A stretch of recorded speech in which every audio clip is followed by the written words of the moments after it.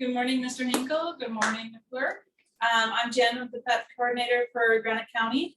I do have some updates for you. I did put a packet onto your guys' little area there. It just gives you some information about what's going on in your county. It's just information for you to read, but I do want to give you the highlights. Within a week, Granite County had at one point 35 positive cases. That was like the first week of August. We don't have 35 cases right now. We do have 6 cases in Granite County. Now understand, out of the 6 cases, one of them just left the hospital yesterday. And there's another one that is still in the hospital in Billings. This case was life flighted to Billings. This case is pretty sick. So he was in ICU. And as far as I know, he was leaving the ICU floor yesterday and going to a regular floor bed yesterday. So it sounds like he's doing better, but he's still in the hospital. The cases ranged from about 3-year-olds all the way up to 80s. So it's not just like, you know, at one point where it's just like the 20, 30-year-olds. It's literally from daycare age all the way up to beyond retirement age. So it was kind of a shock of the range of that whole week of the positive cases. The positive rate as of August 14th, what that means is the positive rate of positive cases that the hospital or Granite County people that have been tested is at 37.57%, which is really high. We're getting this nipped in the bud. I mean, 35 cases down to 6, so we're trying to keep everybody quarantined and isolated. As of yesterday, the numbers for positive cases in our state was 473 new cases. Not in Granite County, it's the whole state. So at the beginning of the end of last week, we were at about 100 and something. The beginning of this week, we're at 200. And then yesterday we're at 400. So the cases for the state are climbing pretty high. In Granite County, like I said, there's 6 cases as of 6:30 this morning. I have not been in MIDAS, which is a system that I use for the state. So I do not know at this point if there's new cases. In Granite County, there has only been 2 deaths reported to date from when COVID started in Granite County last year. So we don't want to see no more deaths, but that's where we're sitting is right now, it's 2 deaths. As of the variant, I know a lot of people in this county want to know about the variants.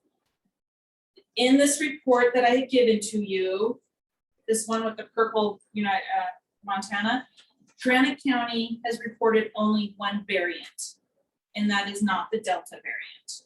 So far, it's called the B1526, and I believe it's pronounced Otaya. I think is how you pronounce it. It's a different kind of name.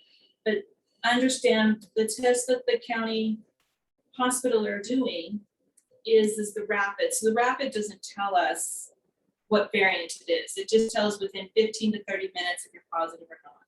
These variants is what is being sent to the state, and they can tell us what the variant is. Okay. So right now, there's only 1 that we know of. Okay. Granite County Hospital is a critical access hospital. As of August 8th, Granite County Medical Center has 15 beds used and 10 beds available. Now that was as of last week. So if a COVID case did come in, I mean, as of last week, we had 10 beds to help the community out. As of yesterday, Granite County vaccine population is at 35%. So I was able to, Deb and I were looking at the map this morning, and this map right here, this is the whole state map on vaccines. And then the one right behind it is straight for Granite County. So you can see in this map, the age group of what the percentage is in each age group that have been vaccinated and who has not been vaccinated. Okay.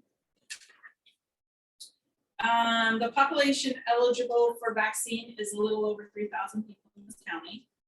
Out of the eligible population, only 1,068 are fully vaccinated. They might have the J&J, they might have the Moderna or the Pfizer, but the Moderna and Pfizer's 2 vaccines, and the J&J's 1. So fully vaccinated is a little over 1,000 people. And I know Deb Robinson is working with the school about what their plan is for masks and all that. So I know Deb is working with the new principal, Mr. Nicely or Mr. Nice. And the FEP report's doing good. We're working quite well on the FEP report. It is due October 15th. I'm about halfway through it right now, so it'll be submitted a little earlier than October 15th. I don't want to be late on my reports. Just a question, why should people put their faith in these shots when now they're saying that everybody's gonna need a booster? Okay, so this morning, I was told this morning by the news, not by the news, but by Deb Robinson. She heard on the news that Moderna is possibly going to do a booster shot. I don't know much about it. I haven't heard from the FDA or the CDC or the state yet, but that's just the news. The booster, what I understand is that it to help the immune system more. I know that the FDA and the CDC are working to release a 3rd vaccine within shortly. I mean, Anaconda is working with the hospital right now to work with the immune compromised people. And that's what it is. It's the 3rd vaccine for the immune compromised people. And what they are is ones that are going through cancer treatments, tumors, transplants of organs. And there's 6 items or 6 categories that they can fall into. But right now, as of a booster shot, I don't know anything about a booster shot for the Moderna. Well, I just heard on the news this morning that everybody will be required a booster shot. Was that Fox News? I don't know much about it. Like I said, it was on the news. I haven't heard from FDA, CDC, or even our state about. I'm sure it wasn't CNN. CNN. But right now, the state has not informed us about a booster shot. They are working on the 3rd vaccine for the immune compromised. So I don't know if it's miscommunication with the news, but it is a 3rd vaccine for the immune compromised right now. What have you heard about the Lambda variant? It's in the United States now and it's resistant to any vaccines. You know, it is in the United States right now, but the vaccine is helping everybody with the COVID. Every new variant is a new challenge. So they're working on to see how much the vaccine's working against all the new variants. Okay, any public comment? Gary?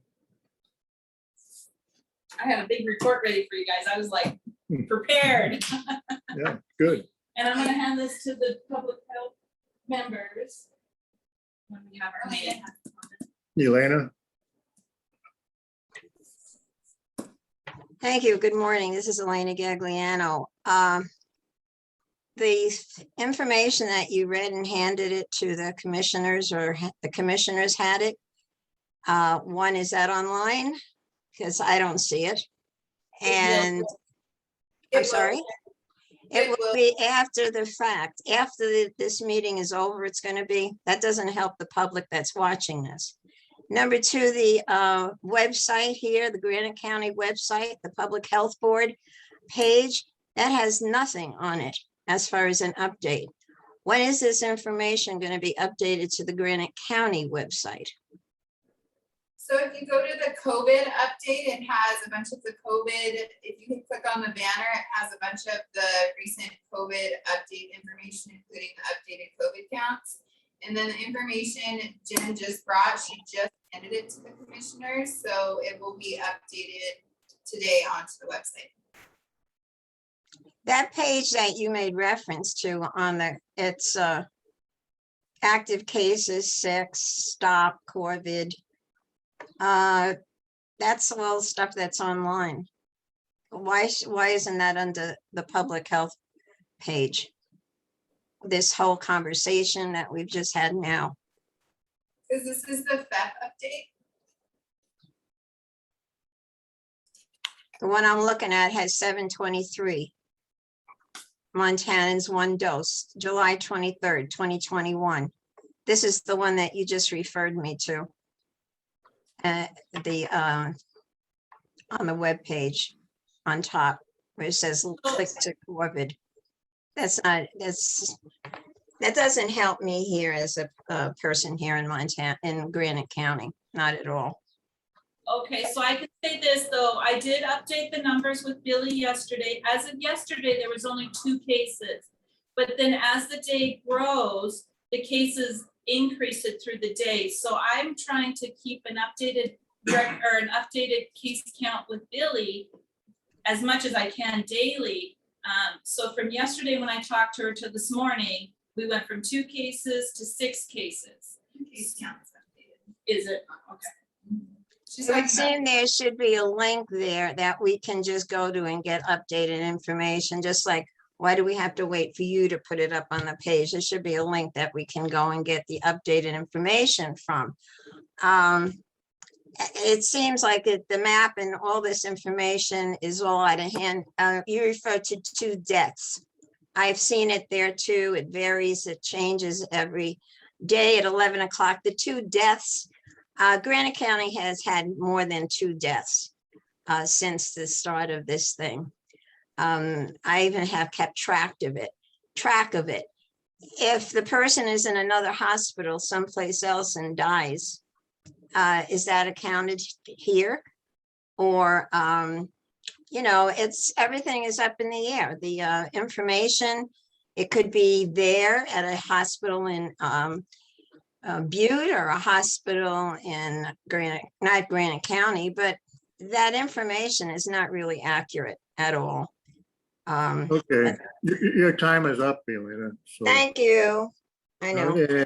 So let me just make one little comment, just so Elena knows what's going to happen, is that this afternoon, all this paperwork, all these links, I'll be sending to Billy. So it will be put on the COVID link on your guys' website. So all they have to do is, here's a case count, they just click on it, and it's an updated site daily with the state. Some of it is only updated to a weekly base. So that I'll send that to Billy this afternoon so that it is updated daily.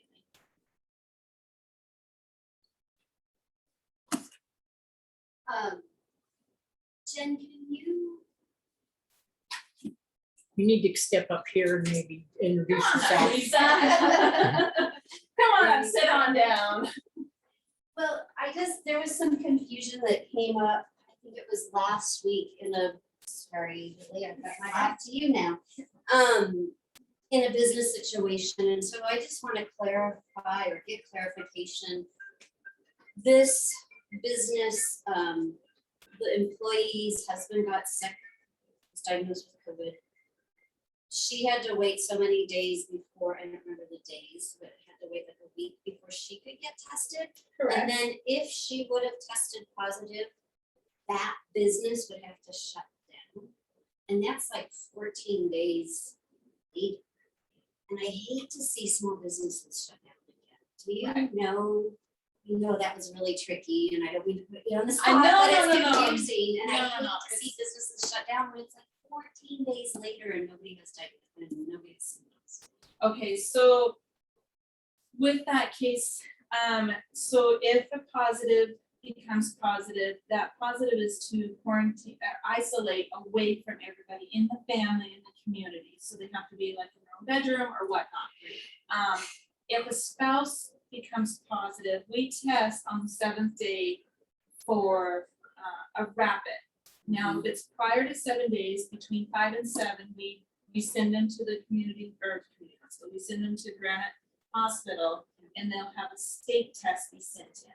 Now, if it is positive, we go off of the date of the symptoms for 10 days or 10 days from the positivity test if we have no symptoms. Okay, so the husband will actually be coming out in 3 days, or spouse will be coming out in 3 days. So the business, I mean, you'd be only down for a couple days. But a couple days in a small town. Right, but if we don't do the isolation and stuff, then that's where it's gonna spread fast. And it's gonna spread in this community very fast. But we've got professional football players that are getting tested rapid tests all day long. And they're allowed to play their football games and make millions. Can I weigh in here? Yeah. Sure. So the only way for business to be closed is the local health officer has an order or the Board of Health. So it's gotta be either one of those. And if the local health officer did that, then the Board of Health could have a special meeting and review that. And Okay. so, yeah, it shouldn't be anyone else doing any closures. Right, I haven't closed no businesses in Deep. I didn't say that the business was Oh. closed, I'm just saying it was said Talked that they about. would have to close, and I hate to see. I'm a small business owner, Right. and last year I got so frustrated in the fall when I watched the NFL. And these football players get tested all the time, and they get to play and make their millions, and us small businesses get shut down. And I lost my business in Bozeman. because of this. Let's start the health board meeting now. So like, where does our guidance? So it's, So- you're telling me. So it's the local health officer would go and look at it, if the local health officer can make an order, and then that can always be reviewed by the Board of Health. So the Board of Health is basically a check on the local health officer. But I would assume in that situation, you'd isolate the people that were exposed and not have, and clean the business and not have to close it, but you can't speak to the local health. And what does the local health officer do? We go by established regulation. I mean, that, whether they agree with everything CDC, I can't say that. See, like in Anaconda, I mean, our town's a little bigger than here. We never closed the business there. I mean, there was one business I can think of right on top of my head this fall. She decided to close her business completely because out of all of her employees, I think there's like 15 people working there. 12 of them were positive for COVID. So she can't run a business on 3 people. So she closed for the Right. 10 days and did a deep clean and everybody just helped clean the business that was not isolated or quarantined, obviously. But that was a business decision. So here in this town, I know it's a small community, and you guys really rely on the tourists to come in and everything. But as for me, as a COVID tracer, I have to isolate the one that's positive and quarantine the ones that were within 48 hours of when that symptom started on positive. It's just to help stop the spread of COVID. That's what we're trying to do. But if the business is struggling because we have only 2 people working there, I'm thinking of it as, okay, the one that's positive would be out in 3 days, and the one that became positive would be isolated. So the business would be down for a couple days, and that would be hard on, I understand that. But I'm not seeing it as a full 10, 14 days out. I'm just thinking it's gonna be hard for one person running a business or having a business, but if they shut down, it's their discretion, or if the public health thinks that it's a community where they have to shut it down, that's when the Board of Health. The local health officer would be the ones that would discuss. Okay. But I just want to Anaconda- make clarification, Yeah. as being on the health board, people come to me and ask me questions, Yeah. and I don't want to go. That's No, and my see, role is the health and see, board. for me as a tracer, and it's like for Deb Robinson, our public health nurse, when we're tracing people for the COVID and everything, we take into consideration of their businesses. I mean, we know that mom and pop shops are here. We know that, and we're trying to help them with everything. I mean,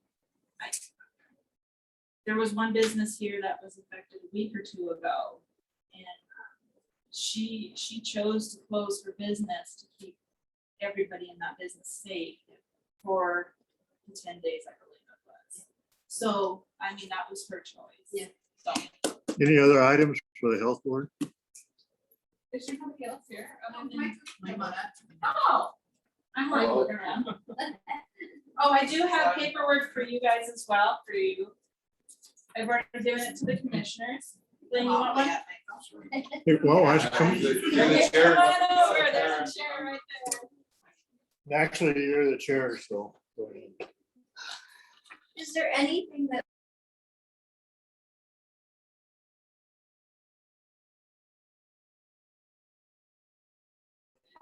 to boost their immune system? You know me, this is where I it's my specialty, and I don't like to chase disease, illness, whatever. I Yeah. like to bring in the holistic preventative side.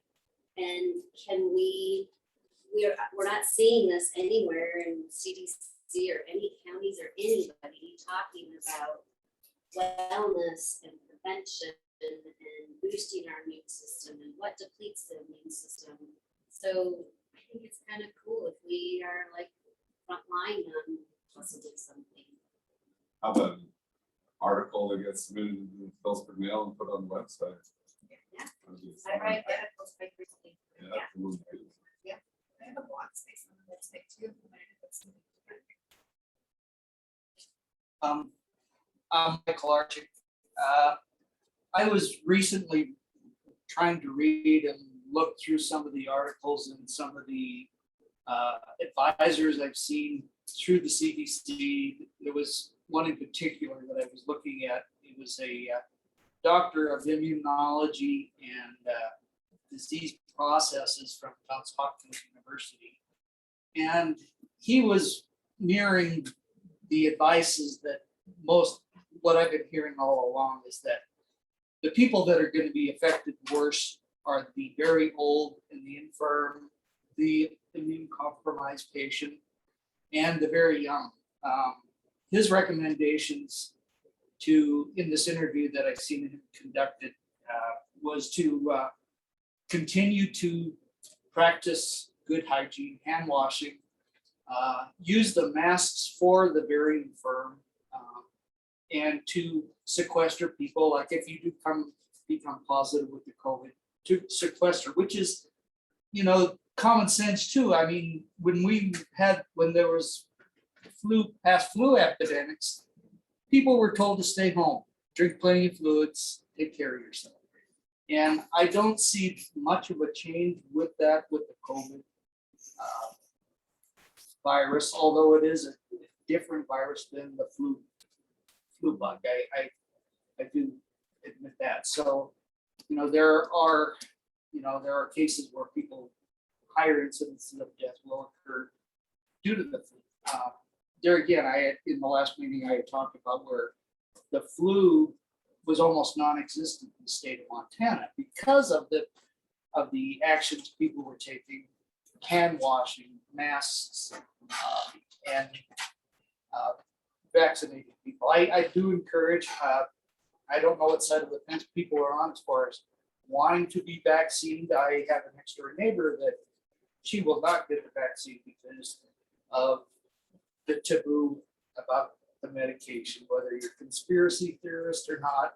And I don't want to get to the weeds in there, but I think people should be encouraged to take the vaccine.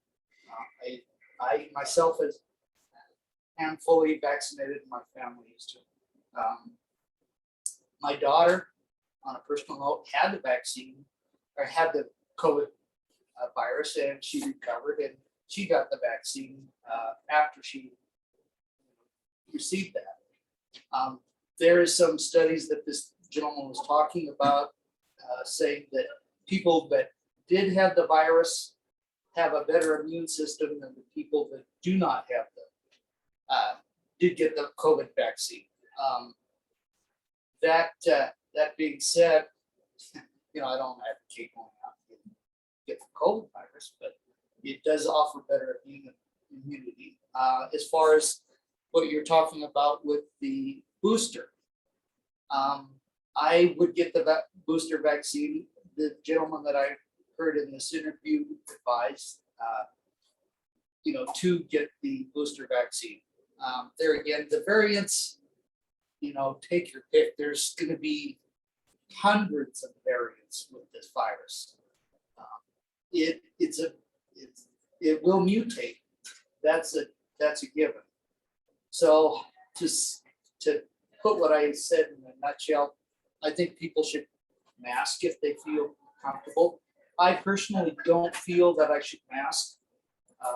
And people of average health, regular immune systems should not have to wear masks. There again, if you feel you need to, albeit, but I don't think we should shut our community down because of this COVID virus. Take precautions, take prudent precautions, you know, don't close businesses down unless, you know, the person feels that their you know, business will be, you know. It's a health risk. Yes, thank you. Yes. So with that said, I'll shut up. I have one question. Is this a regular Board of Health meeting or is this just where we should have an agenda? This is not a He's board. chairman. This is not a board meeting. This is just, okay, that's what I needed to clarify. What I understood was just to update about the COVID, because Okay, at fine. one point, like first week of August, you guys had 35 cases here in town.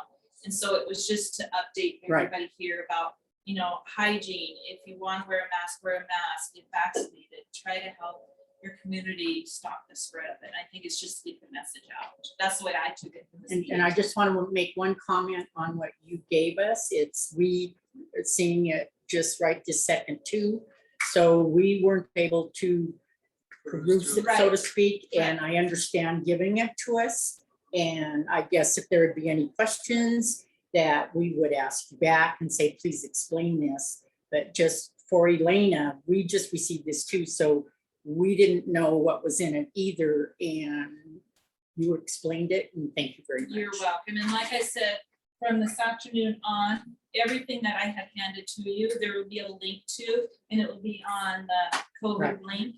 So if anybody had any questions, they can just Right. click on the link Okay. and say, okay, here's what the variant is in Granite County, or, you know, the map and all that. So Billy will have all the links. to And it. then if you're open to questions too, if they would like to email you, Billy has my email. okay, Yes. so yeah, I mean, I think this is covering it. I think you did a great job and thank you for Is your presenting email this. on the county website? Yeah, that is her cell phone number. Alright. Yes.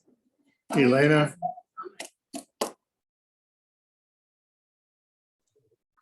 Okay, I think what the confusion is, and thank you, Blanche, for trying to set it straight, is according to the agenda, at 9 o'clock, it was the public health preparedness update with Jennifer Robinson, and that was a discussion.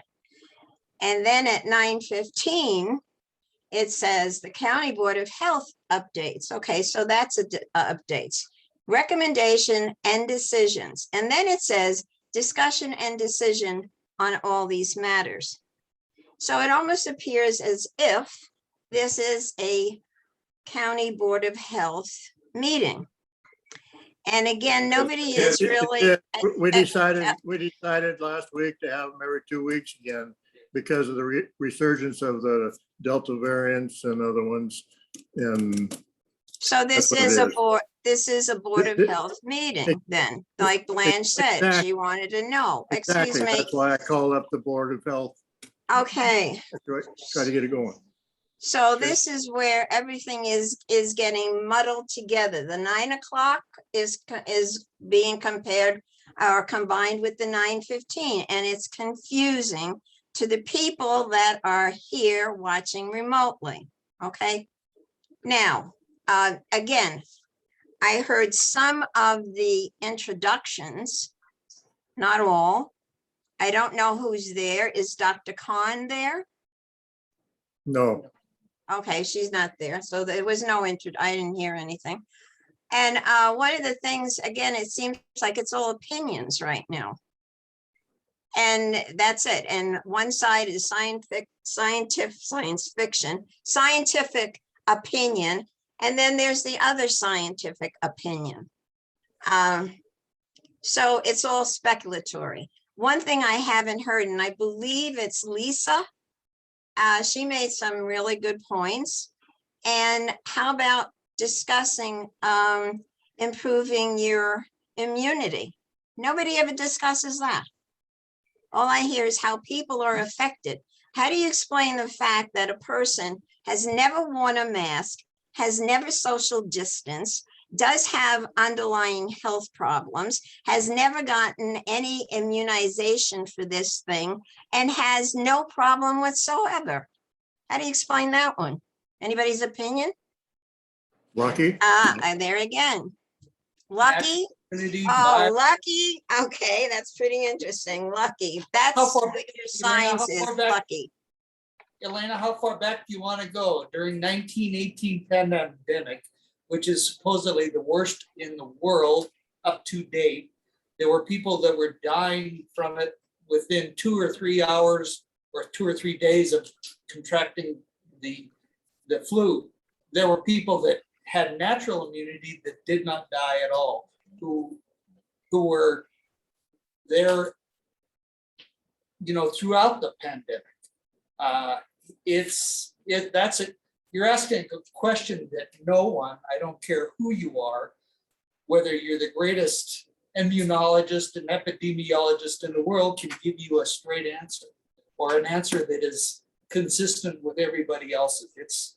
It's a virus. It's something that is going to change. That's the only thing that every epidemiologist will agree on, that this virus will change. That's and it will true. affect millions of people in a million different ways. Thank you. That's true. But this is the first time in history that our lives have been disrupted and mandates, okay? And healthy people are treated like they're ill people. This is the first time in history. And it's the first time in history that the mRNA is being used, and it's still experimental. And so there's a lot of reasons that that are unanswered. You're right, but don't disrupt my life, or don't even think about it. And using extortion, and if this thing is so great, I mean, they wouldn't have to use extortion. When did healthy people have to quarantine, wear a mask, and all that other stuff? That never happened before. So there is other things, and you Okay, don't have your time's doctor up. here. And when did we Time's up, decide Elena. that we are timed? I don't remember that either. Is that in the new manual or something? Tell me when somebody is timed. Thank you. It's on the board here. It's on the wall. You got 3 minutes. You're done. Maria? Okay.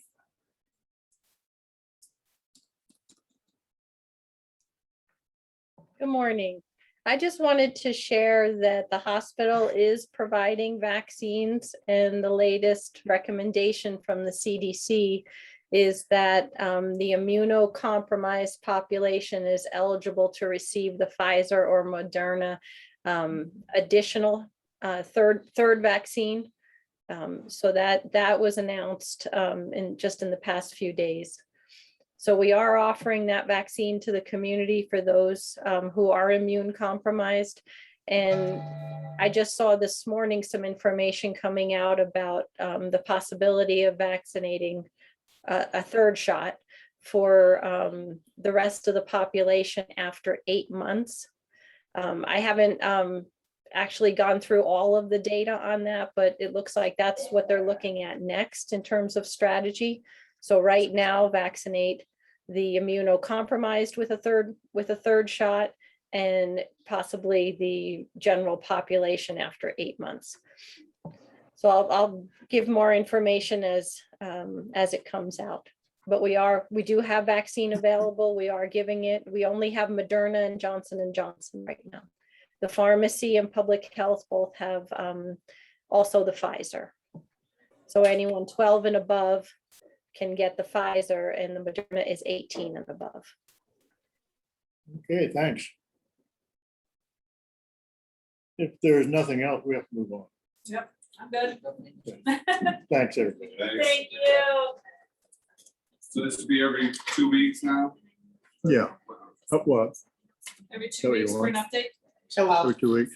should it be on the agenda, just an update and not a regular board meeting, or how should it be?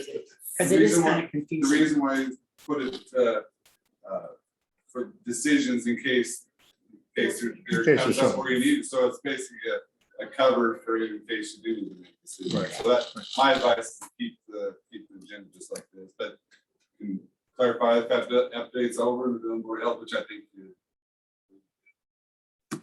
We had a discussion. We did. Yeah.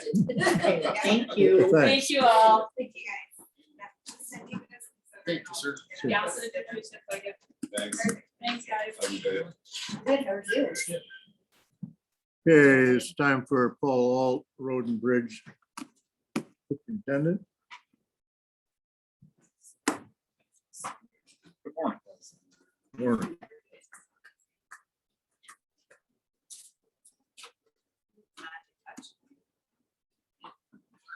Chip seal looks great. We're good. Good. Yeah, and we left all the extra, excess chips on, we didn't sweep them off. And they're just locking in good with all the rest Did of you them. roll it? Look like, We just rolled it with their rollers. Hmm.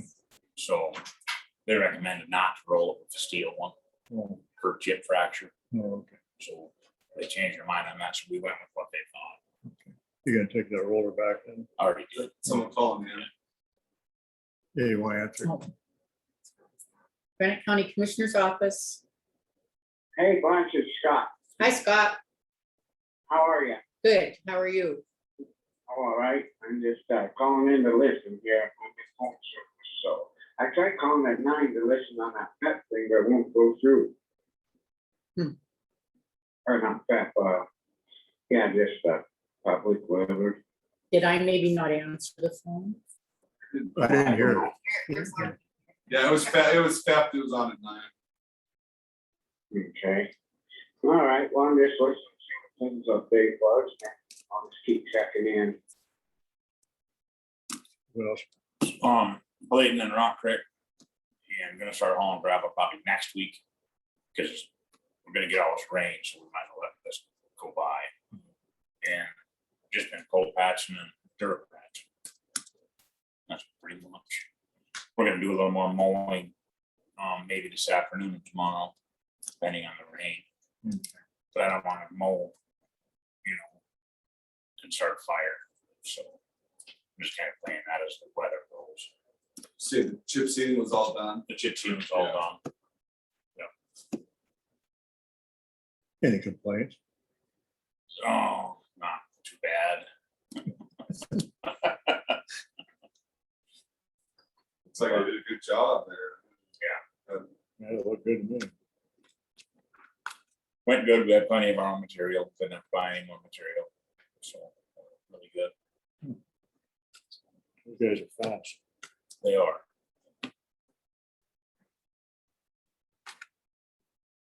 So we're all set with snowplow and all that. When's that gonna come? So Truck.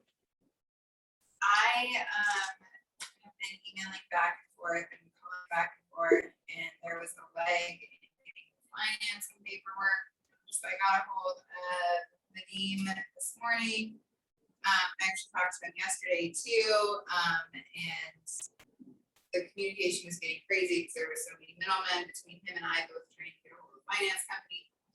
So I was like, okay, you get a hold of the finance company and then get a hold of me with financing paperwork. So he did that. He got a hold of them yesterday and he emailed me this morning and said that they were waiting on some paperwork. He got to them yesterday and he is waiting on them to get the finalization of everything today.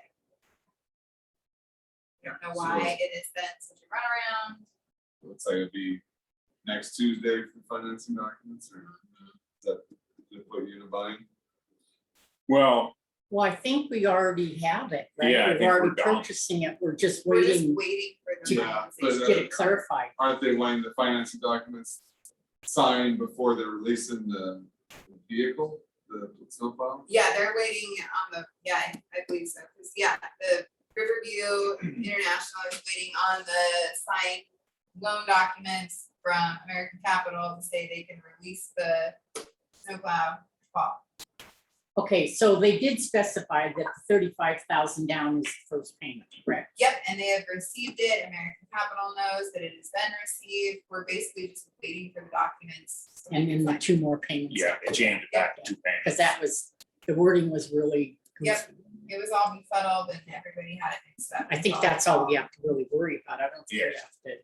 Well, I So- think by next Tuesday, we should have the paperwork for it, and then we could get it signed at the regular meeting, and then we'll call the people and have them deliver it. And then, yeah, so you don't need a snowplow right now. No, we need rain. It's gonna A rainbow. take a little while to get it outfitted, but That should work then. Yeah. that one is- Okay.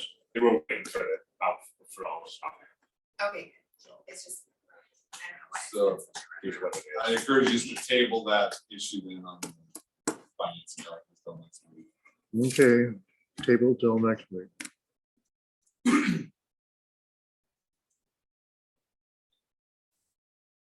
Anything else? You know, Scott, you on? Yeah, I'm listening. You got anything? No, I know, it's been pretty quiet. I haven't heard nothing.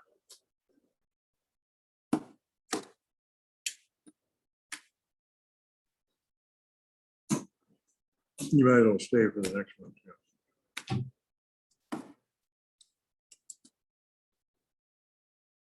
No, you're gonna do that rock pick stuff? With the excavator? just, We're gonna run an excavator, and we're gonna rip wrap or whatever. yeah, we'll have to do another, 310 commit. Maybe they'll let us move the center of the creek over. No more rip wrap. But he wasn't sure about that. I'll meet him next, probably in a month. Go over it with him, see what he wants to do.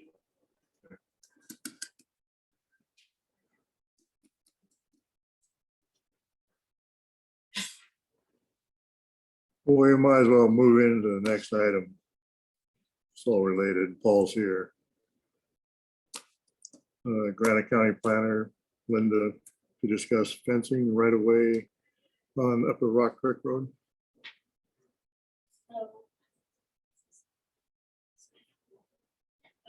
So, Come on up, Do they need to come over? How's it going, man? sit up here.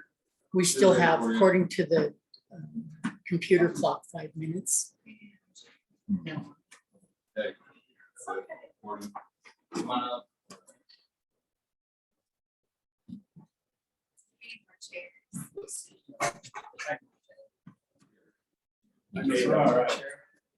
A copy of this for everyone.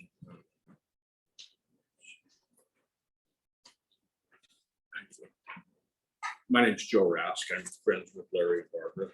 Okay.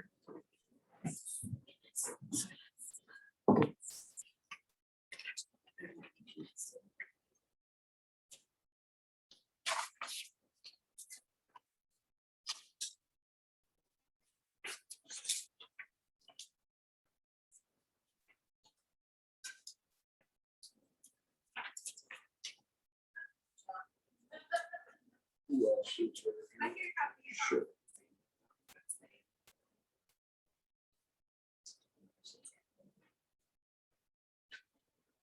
So what the separate sheet is kind of a cross section that shows the references in the document that's stapled there. It kind of shows the road width, where the ditch is, where the fence is,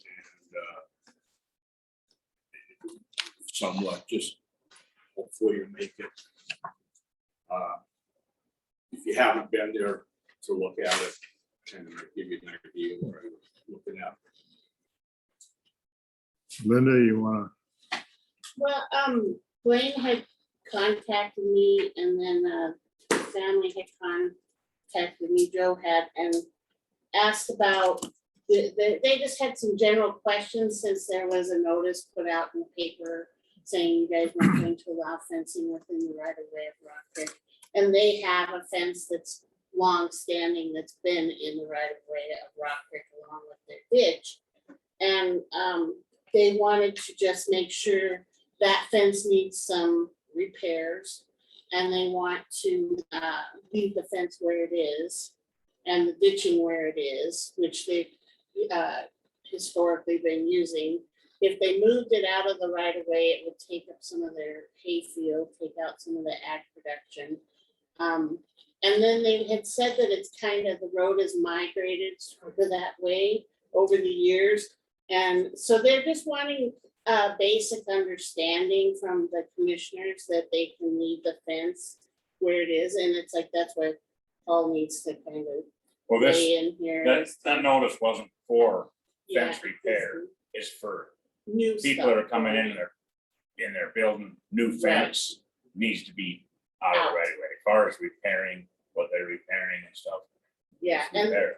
and that's what I had kind of told them, that I didn't think that that was the intent of the documents, but that if they wanted to get it on record, that they're gonna leave the fence where it is. And, you know, note that maybe, if and when you guys need to repair Rock Creek, if you would, you know, if it could start moving back that way, but I don't know that it needs repair there, does it? No, and there's nowhere to move it because It's just sort of sitting there. so much of on it's the already right peninsula. against the cut slope, you know, how the road is, I mean, Couldn't you take some? no, you could. For a whole lot. I know there was a plan, back in 91, 92 to do that. Oh, And then, of course, there was the year, was it like 2017, when you had some big floods, they were out there clearing the bank to.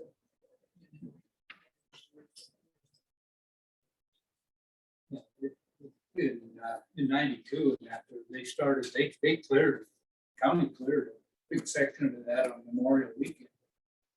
They cut the timber down along, you could see where the timber was cut, they were gonna take the road into the hill. And they put on Memorial Weekend and never been back. Well, they came back. They come back and got their equipment, liberty. Right, but then they came back, I think it was 217. Well, yeah, they did, they were there. Wayne, do you have something? I was just gonna say that that fence has been there a long time, the road is migrating.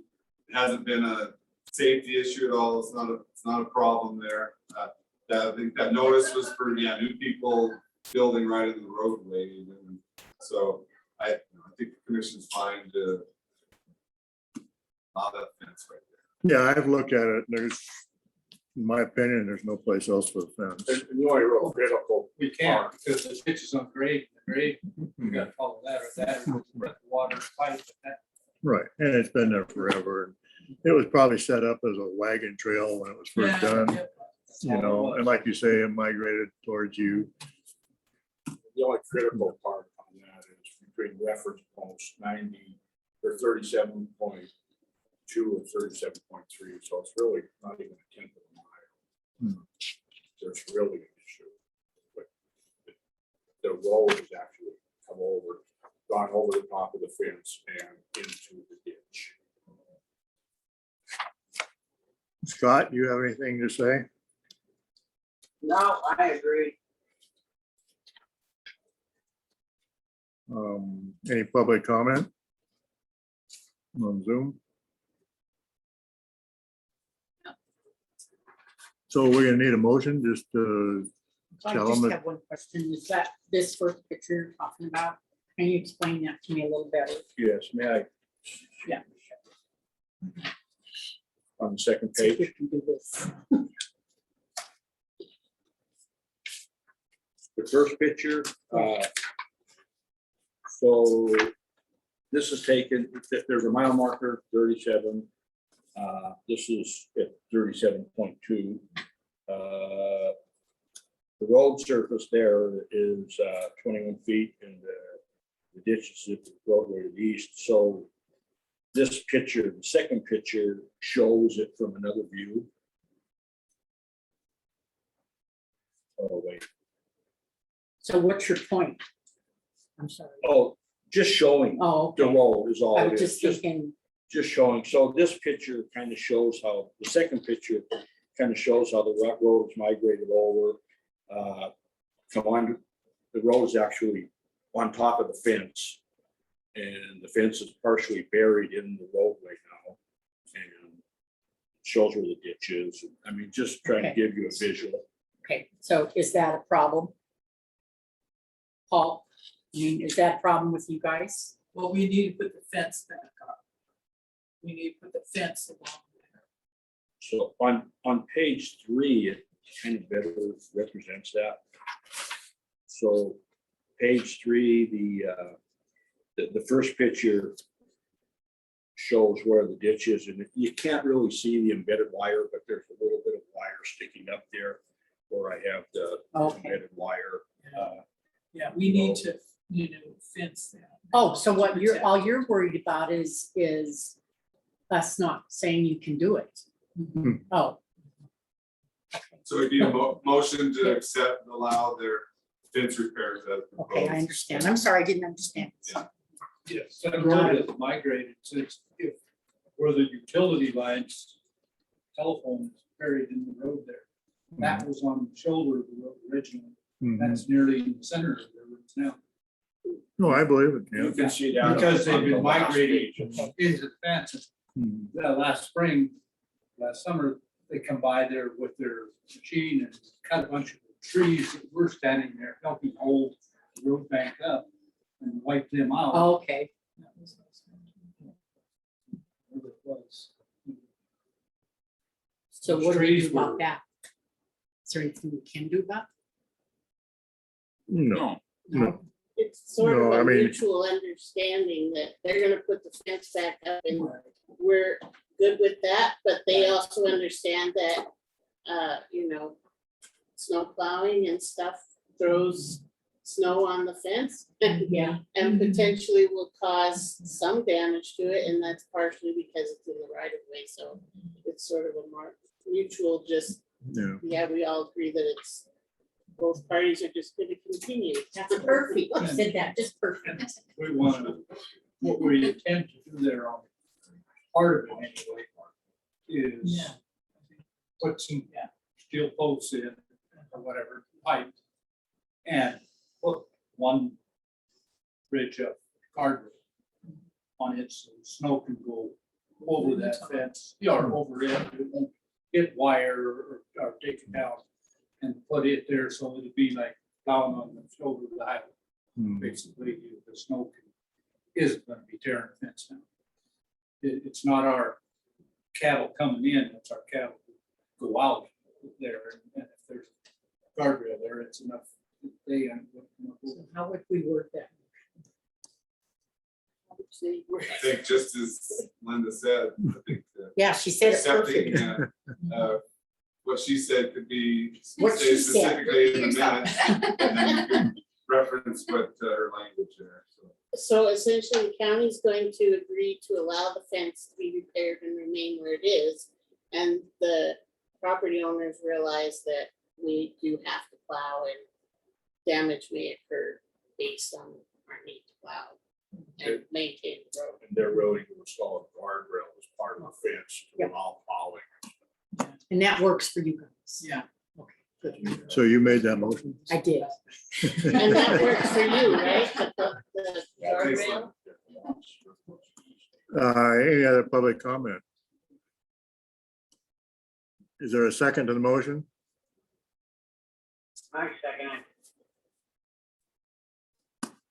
No public comment, so all those in favor say aye. Aye. Aye. You got it. Okay, great. Thank you guys. Thank you. Thanks for explaining that. I didn't really understand. Good pictures. Yeah, it was great. I don't know, where do you want to check? Right. Well, I guess Right that's there. for me, I That guess. works. Thank you. Thanks, folks. Have a good day. Thanks. We'll see you guys later. Yeah, Thank you. Thanks, Paul. Paul. Thank you, Linda. yeah, I just have one, on a personal note. You know, I've always had to get my kids school and do stuff and done more afternoon, and I've got to flop that now because the buses, due to COVID and stuff, they aren't gonna bring them up. They aren't coming up to us anymore, so I gotta get them a mile and a half to the bus and then a mile and a half to the bus. Not to make them walk. Not gonna make them walk, no, I should, but. No, that's good. So I'll be coming in, I dropped him off, but it's 7:20 and then I'll just come over, and then I gotta leave at 2 to go pick him back up off the bus. So Matt would be just maybe let. Yep, I've let them know, and then I'm still available during those other hours, for anybody who needs to get a hold of me, yeah. But just so you know, I have to flop back the other way now. Sounds good, thanks. Thank you, Linda.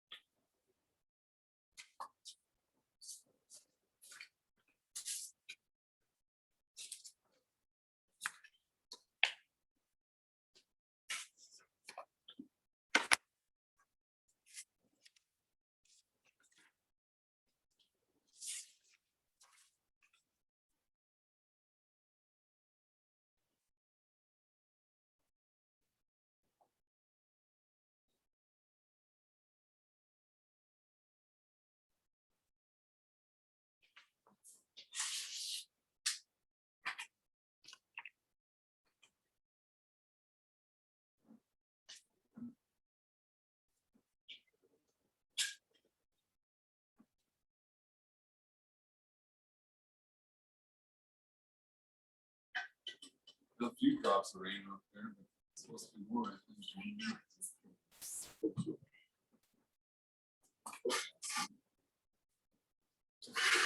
Had to run my granddaughter to the orthodontist yesterday because she had wires poking out. Oh, no.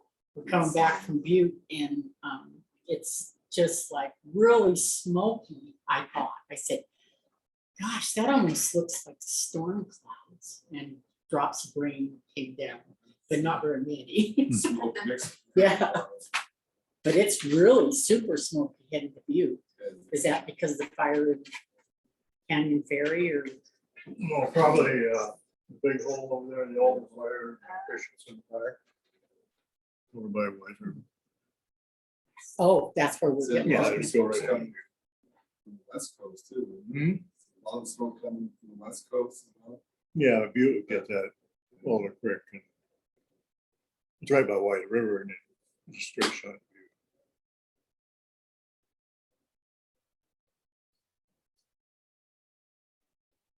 view.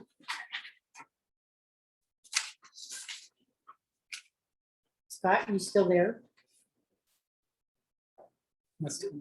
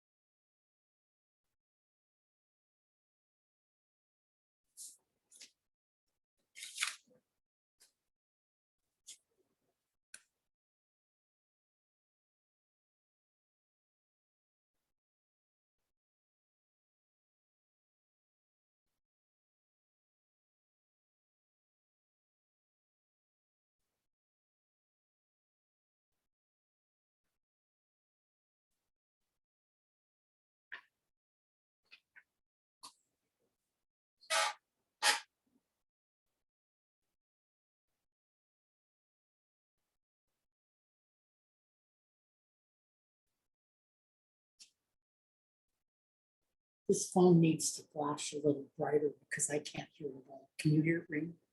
I heard it, yeah. Oh, because you just have to tell me because I can't even hear it ring. Can we turn it up? It was kind of low. Well, you can tell me. Hmm? I'll just go, you just say, answer. And I'll answer.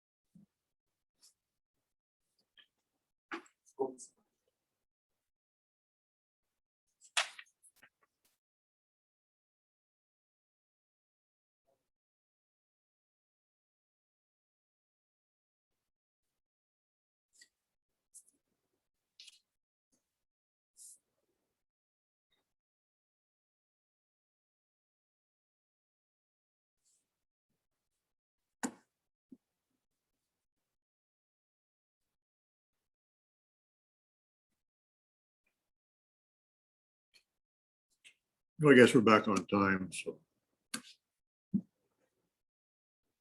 This is a time for resolution 2021-11, the Granite County resolution requesting distribution of road and bridge safety and accounting program funds, second reading. We need a motion to adopt. I make a motion, we adopt resolution 2021-11. Nice second. It. Any comments, public comment?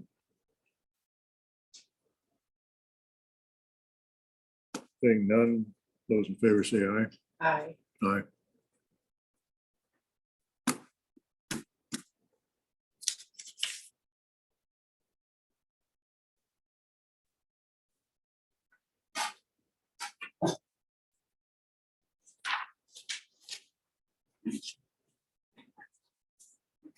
Just a copy to sign.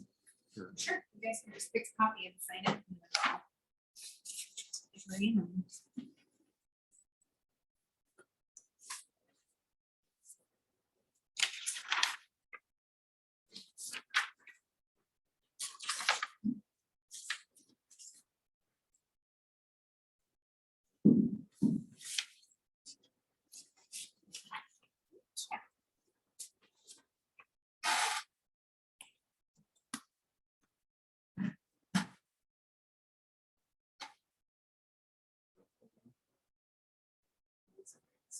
Seventeen.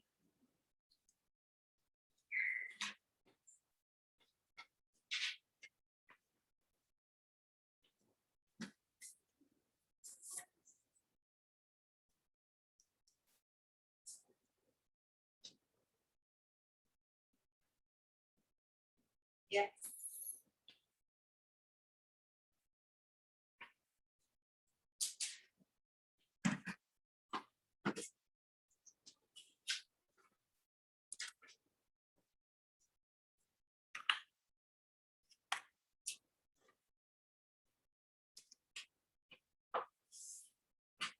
You see this, the weld. That's pretty good weld. What is it? The weld is even making on this dome. That's for the dome. Give us a sample of weld it makes. But well, that's what it's making on. Is that good? Good to me. Yeah. Is it? Real strong. We'll be able Oh, to see. okay. It's pretty, no. So that's how it'll look when they weld it. Right. So that side, what's gonna. I think it's awesome. Mm. I'm excited. Pretty strong stuff. Yeah, looks way better. Should last another 100 years. Or more. Wonder how many times it's been repaired in 100 years. But not much. Good. It's held up.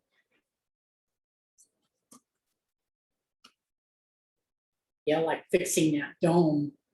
They put the cart before the horse. And they did a beautiful job on the dome and then it leaked. Weird. But I thought it was, yeah, thought they got it fixed, but even more than just. Yeah. Okay, now is the time for Georgetown Lake outflow. Not looking good. We're over 2 inches lower this week. What's the lake level? 6428.09 and it's 16.92 inches. Almost 17 inches below. 17 inches below. What's that? 17 inches below. You can come up here if you want. My name is Gary Carlson. I work for homeowners. Here just to get a feel for how you envision this moving forward in the next 6 weeks, provided weather stays the same. Cooler precipitation in September. Yeah. Envision the outflow will be what it is today for the next 6 weeks. I think we have to. which is what, 30. it's 30. Seems that irrigators are just sucking it up because there's a drought going on everywhere. Well, it seems like most of them aren't having a problem yet. Too bad. I mean, from that. Granite County Commissioner's Office. It's me again. Hello, you. No, okay, Scott, we're 16.92 inches below, over 2 inches, right, 2.2 inches, something like that from last week on Georgetown. So it's not looking What up 2 inches? a little slightly over 2 inches. So not looking real good.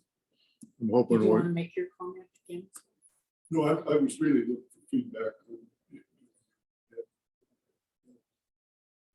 The changes in philosophy for the next 6 weeks. State or somebody involved, if it gets below the 24 inches. We'll have to deal with that at that point, I guess, is what you're saying. yeah, I'm just hoping for like 2 inches of rain out of this. Yeah, it probably won't happen, but with cooler weather, it's not going to continue. I hope. Betty? This is Betty Munis, and just wanted to add a note. I know you had said it doesn't seem like it's impacting them. We've got pivots we can't run. So it impacts us seriously. So I urge you to continue at least with the 30 CFS. I understand the concerns. I understand this is a high time for recreation, but you know, our rights are there before the reservoir was built. So. Okay. Thank you. That's all. Thank you. So Scott, you have anything? I just, not really, just try to keep it where we can and try to hopefully everybody can survive through this. Yeah, that's all we can do, I think. I mean, I'd love to give them more, but I just don't see how we can, the way we're sitting. And we could, we would. It's a terrible deal. I know that. Yeah, Elena?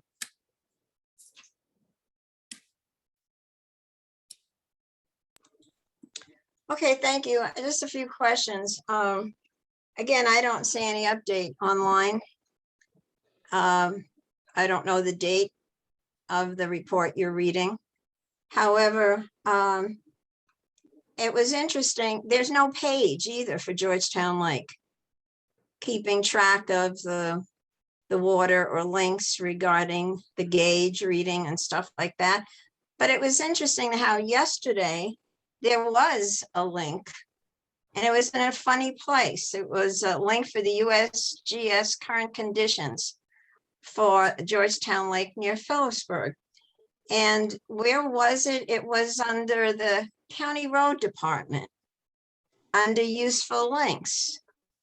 And that was kind of, well, it was interesting. I found that, and they have the report for the whole month of August going up to the 15th.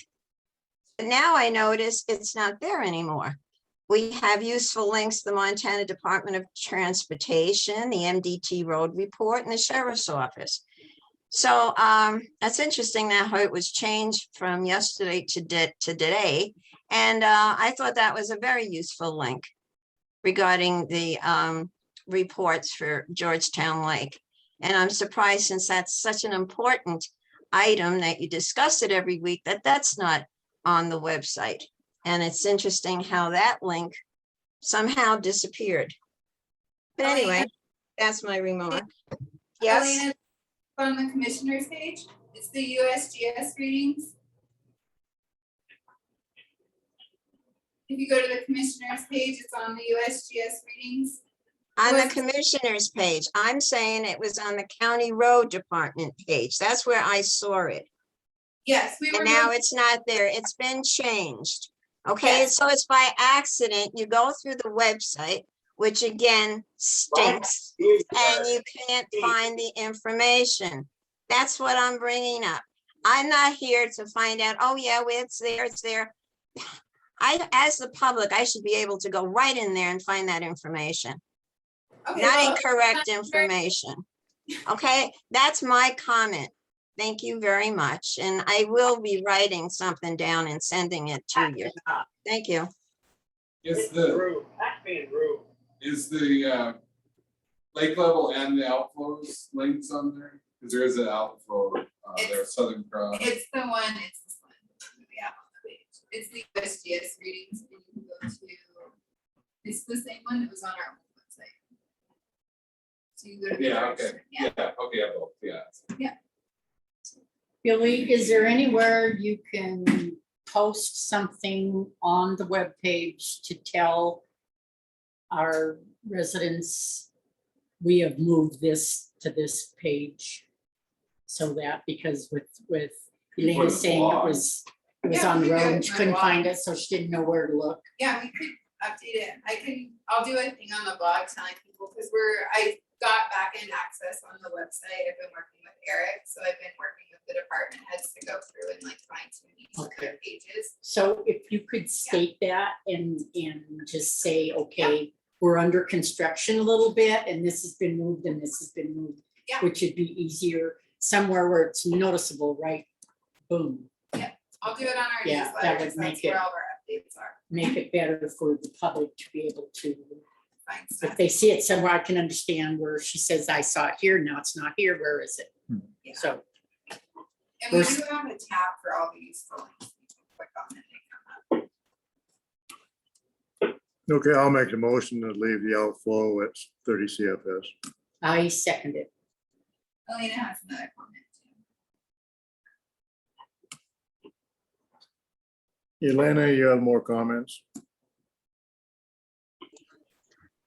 I just heard, I kind of heard somebody say no reason to be rude.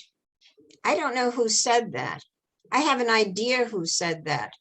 I have been working with certain people trying to offer solutions or suggestions, and I've gotten nowhere. But let me say something to you. I assume that Scott Adler isn't there. There was no introductions. And I assume that that was he who said I was no reason to be rude. Now, what does he come in and out when he feels like it? Either he's here, this is my opinion, either he's here as a commissioner for the entire meeting on the phone, or he's not. Not when he feels like coming in and out when he feels like it. That's my comment for the record. Thank you.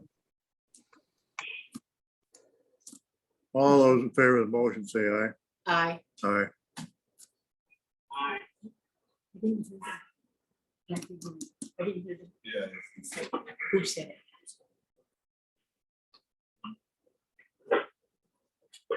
See what I mean? I can hear some things you can't hear. Maybe it's selected. Did you get that, Scott? what's that? Did you hear What'd you Elena's say? comment?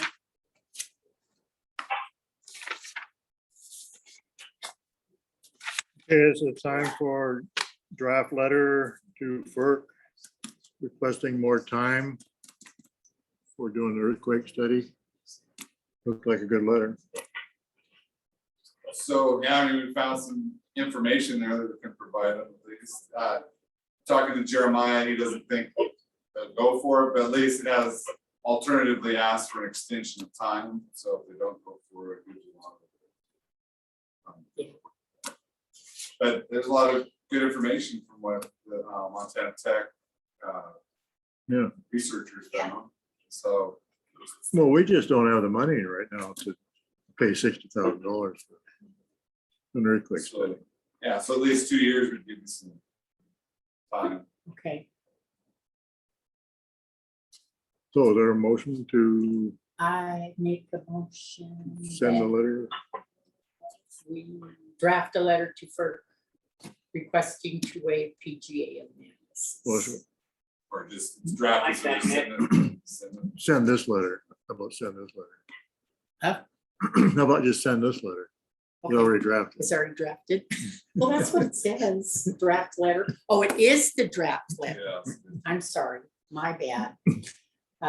I make a motion, we send the draft letter to FERC requesting waive PGA analysis. Any public comment? No, this will give us two more, it's like 2 extra years. Well, yeah, if they don't waive it, then your request is for 2 extra. And Scott just seconded it. Did you hear him? Oh, okay. No, I mean, like I say, if we have to pay $60,000, it's gonna take our 40,000 we have. We're not gonna have anything. So if we can save money and maybe we'll sell more electricity, who knows? 60,000 seems sky high for that. Yeah. We're the only ones that put a. Elena? Sorry, thank you again. Just who wrote the letter? I was wondering, and there's no watermark on it. I can see where Blanche was confused because there's no watermark on it. That it's a draft, but who wrote it for the record? Billy and I did. This is Blaine. Thank you, Blaine. Shouldn't have been their initials on the bottom or something, you know, like when somebody else writes a letter. Just wondering. When I draft it myself, I don't put my initials on it. Okay, so- If Claudette typed it for me, she would, but I actually did the typing.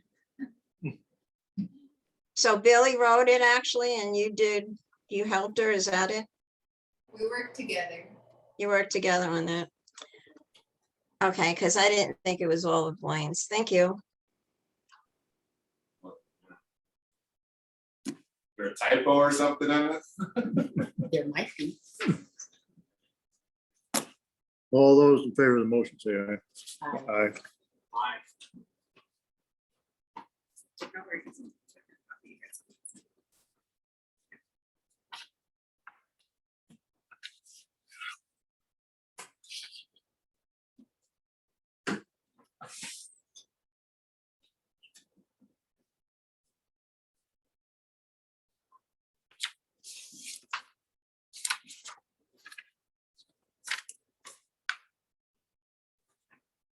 Scott, can we sign your name to it?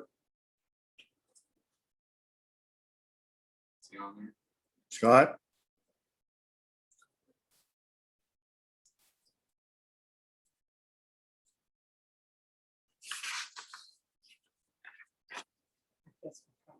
When he comes back on, you can call him and ask him, text him and ask him.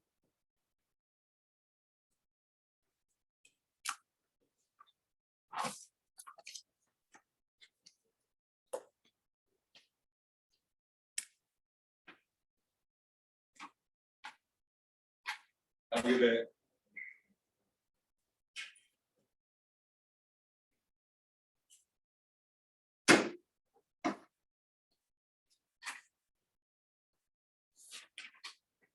So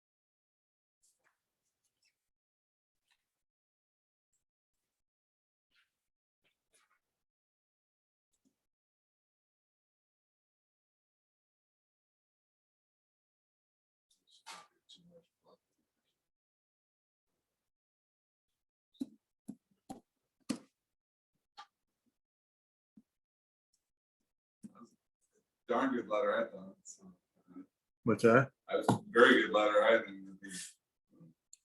Here's Scott. Hello? How's it going?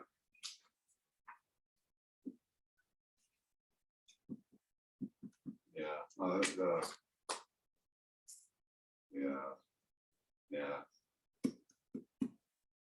Great West is hosting a dinner at the NACO conference in Kalispell. So can we sign your name to the letter? Yeah, I saw that. Okay, thanks. All right, thanks. Bye. What Scott was saying, we thought was rude was she had cut off Billy. He thought.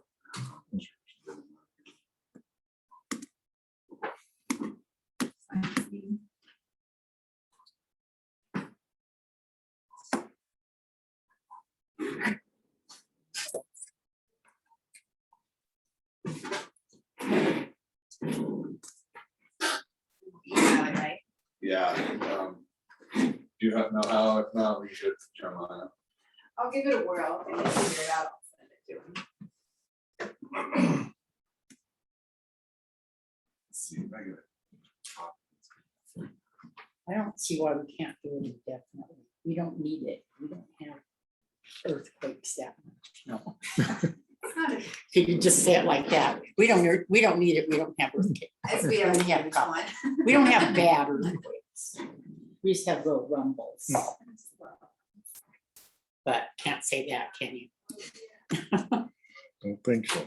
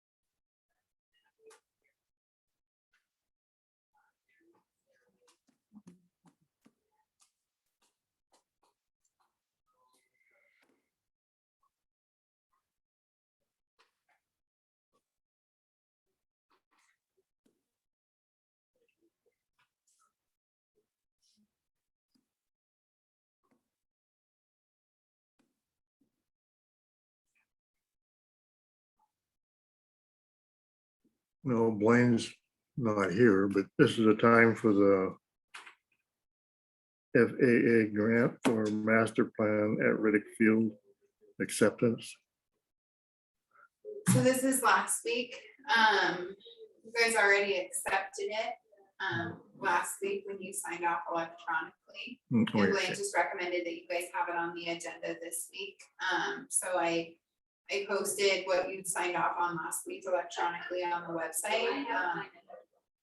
And put it on the agenda this week. Yeah, I So remember that. Yeah. if you guys wanted to take public comment on it or have any discussion on it further, do you want to look at it to review it further?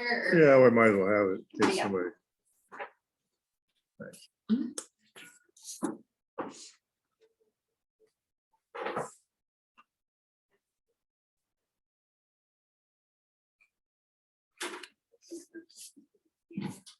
Yeah, sure. So do we have to make another motion then? I Since we already did it, I don't know. don't know that you do. You Just already. see if there's any you got public it. comment. Hey, Blaine. There you can send motion on that SBA acceptance. There, you signed it. Yeah. Yeah. He said, yeah, go ahead and make a motion on it. What? Go ahead and make a motion on it.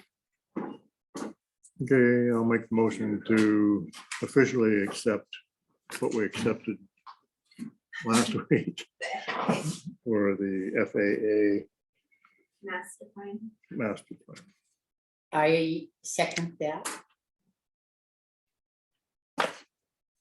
Any public comment? One of the issues is we've already been expending money and have engineering fees, so next week will be on for sending in a reimbursement, so. Hmm. Request. So we've done the work, now we want the money. And we have to send the letter. Yes, Boom, boom, boom, right? Okay. hopefully they cut a check. All those in favor of the motion, Aye. say aye. Aye.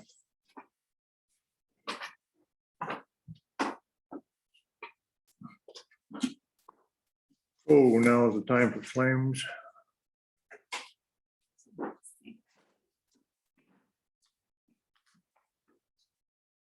You have your claims ready?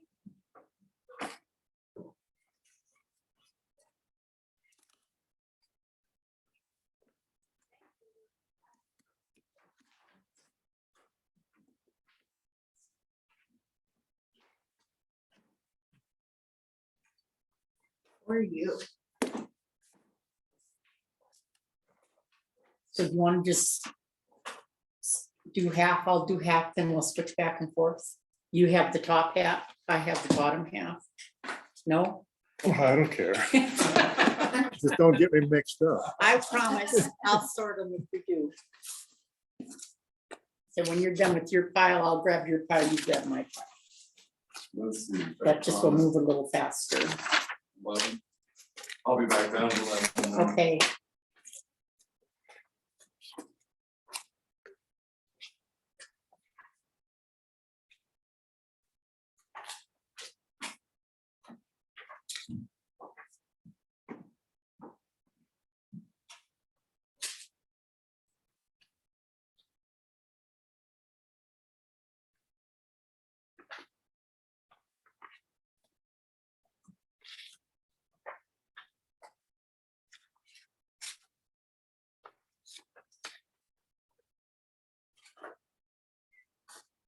Who's 348 gravel company?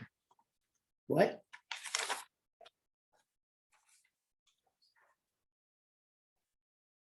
Oh, who is 348? Patriot? So is that, Oh, okay, that's that gravel. okay,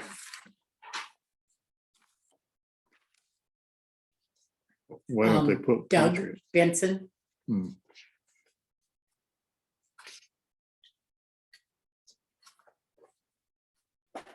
So that's the one that we had him do the 1,000 yards, yeah.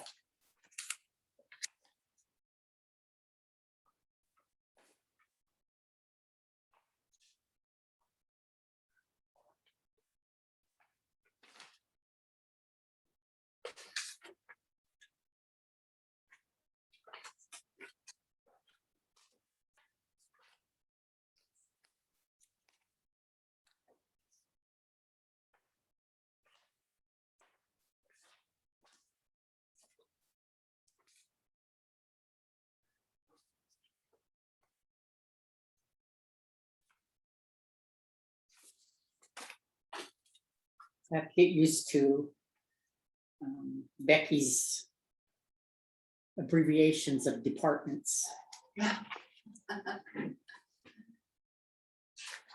Are they different than what you? They're different than what I ever did. Yeah.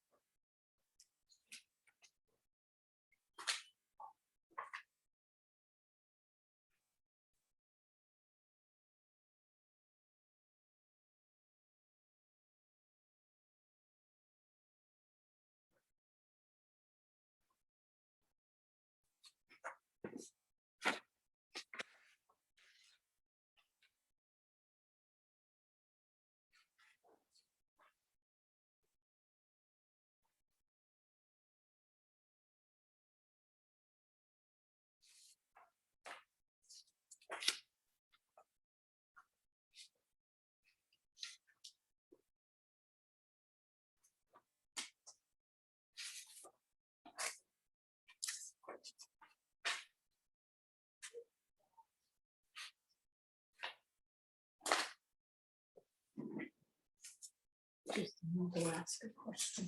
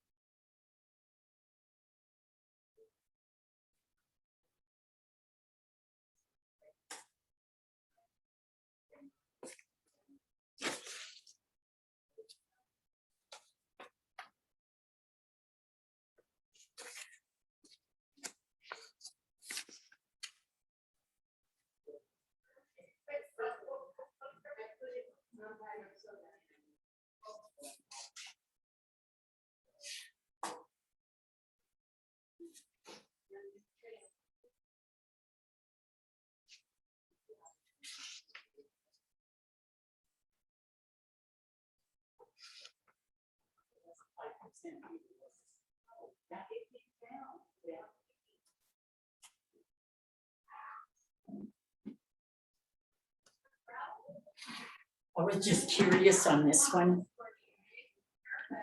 For crime control, where if this was coming directly out of that grant money, and it is, so that's fine. Okay, what about this one? Oh, 16? this is the TV guys. Yeah. We already gave permission for that one. yeah, we did. They're trying to get Oh, the okay. better reception at the lake and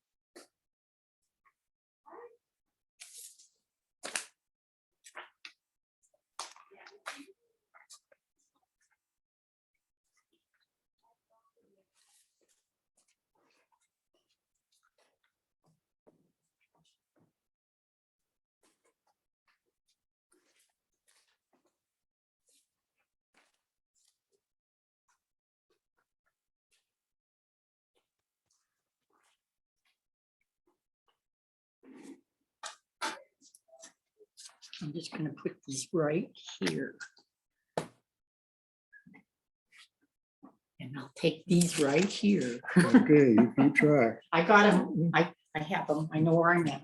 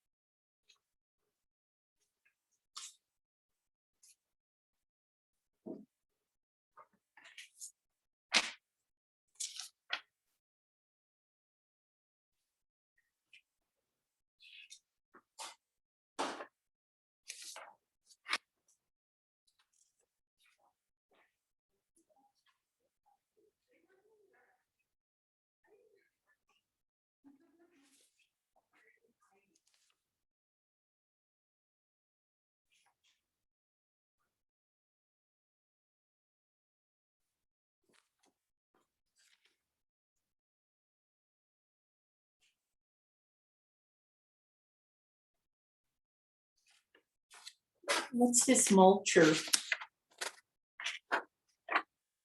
With Bob Weaver. Yeah. But Don't we have a lawnmower? What's the mulcher?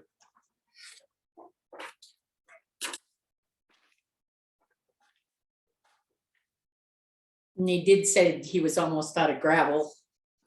So we're still buying gravel. this is what we hold.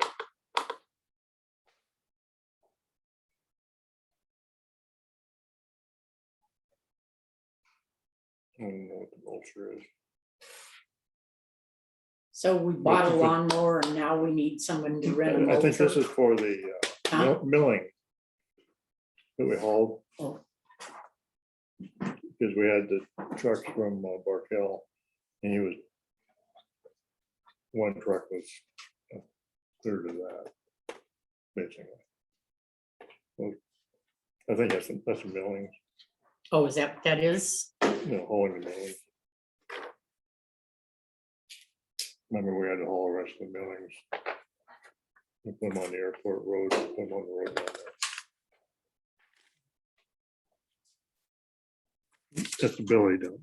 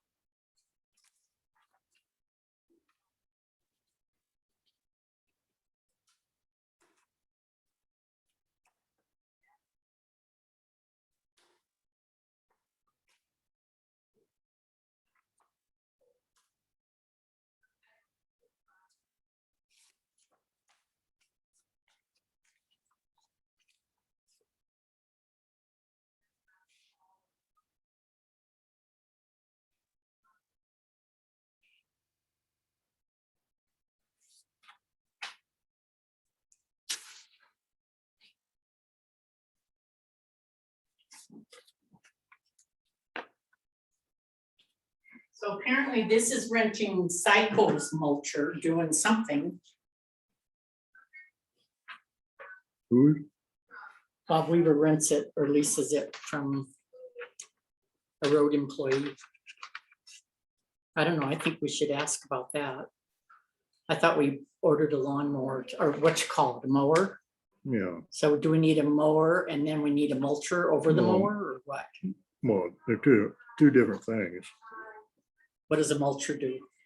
Well, imagine it sprays mulch on whatever they're, I don't know. Mulch is like when you put, for growing grass, you put a mulch over, to hold moisture in. I thought maybe you took the grass you cut and mulched it.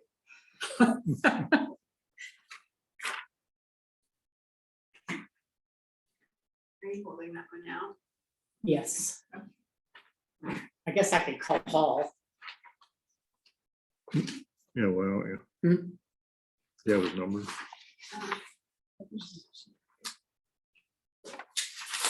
Oh, no.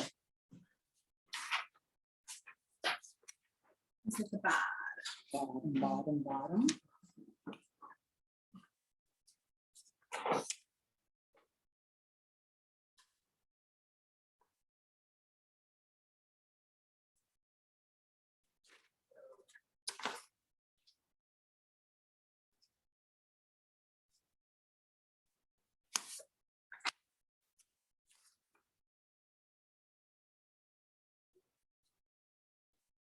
Please dial a 1 followed by the area code.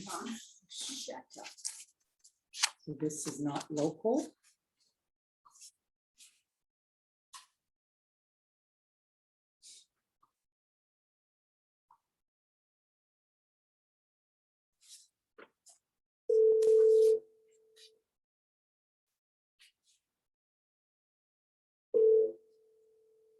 Hello. Hi, Paul, this is Blanche. Yeah. I have a question on the Bob Weaver construction claim. Uh-huh. What's the mulcher at 42 hours at $38 an hour? The mulcher for grinding the millings. Oh, okay. I was thinking it was mulching grass. Oh, no, And nobody could answer my question. Okay, all right. I gotcha. Okay, thank you, sir. You betcha. Talk to you later. Bye-bye. Bye. Okay, see, that answered me. Shouldn't it be a grinder? Huh? Shouldn't it be a grinder? None of Yeah, wouldn't you think it would be instead of, What was it? A Mulcher? huh? It grinds millings.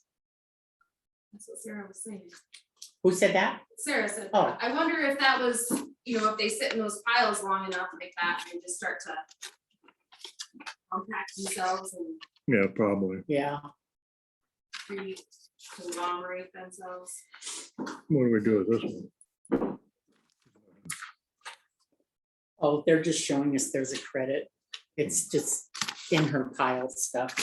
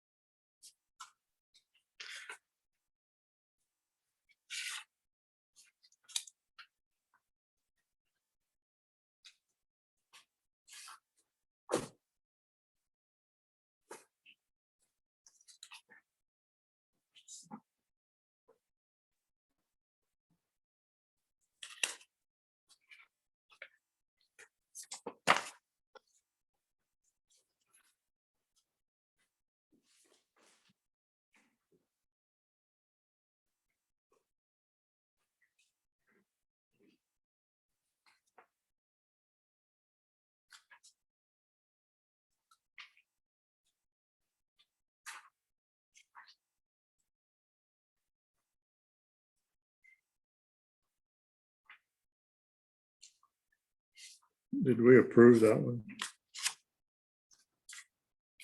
I don't remember.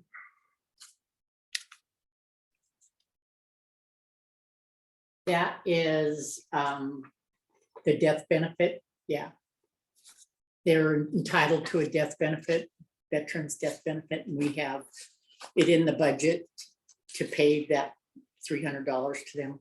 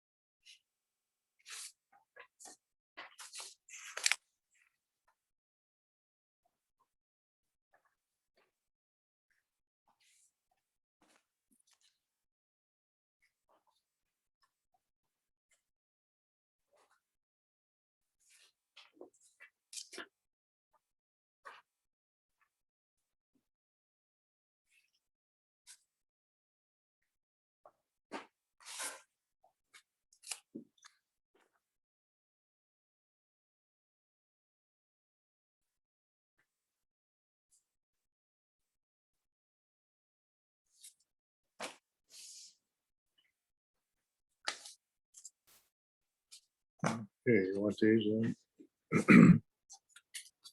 Okay.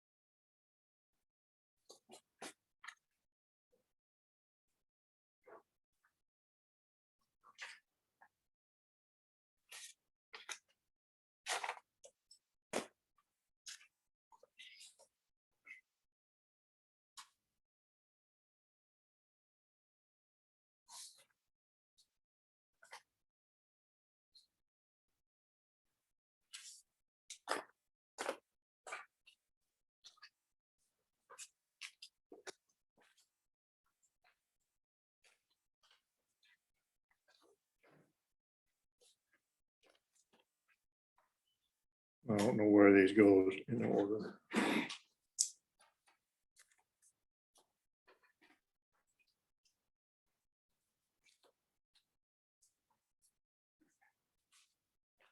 We're starting down here, so these will go here and these will go.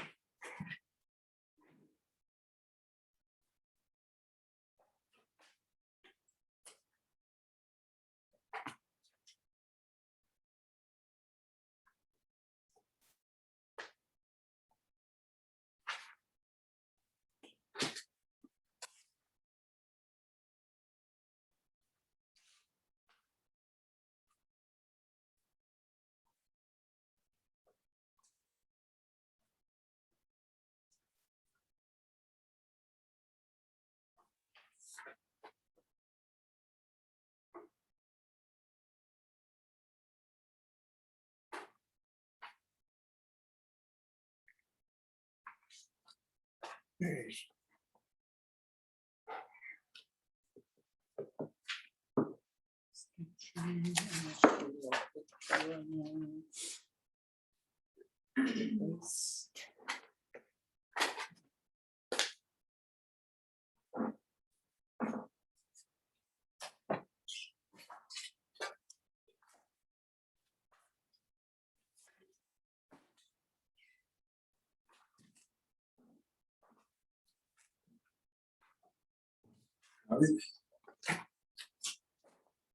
You good? I'm all done.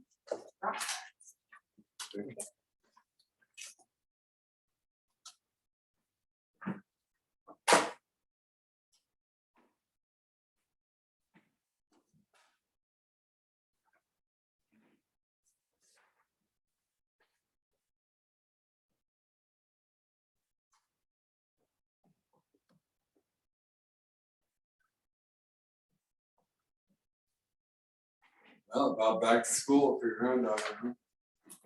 What's that? About back to school for your granddaughter, huh? Yeah.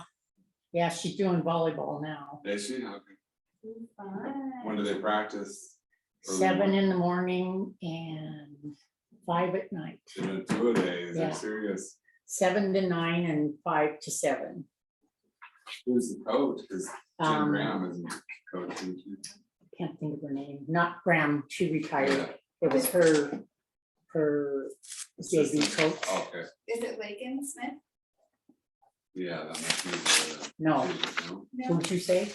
Lakin Smith? Oh, can't remember. his I'd name. have to get on the site and look at her face and tell you the name. But I know that's not it. You know, that's not it. Do you guys need a motion to approve claims or?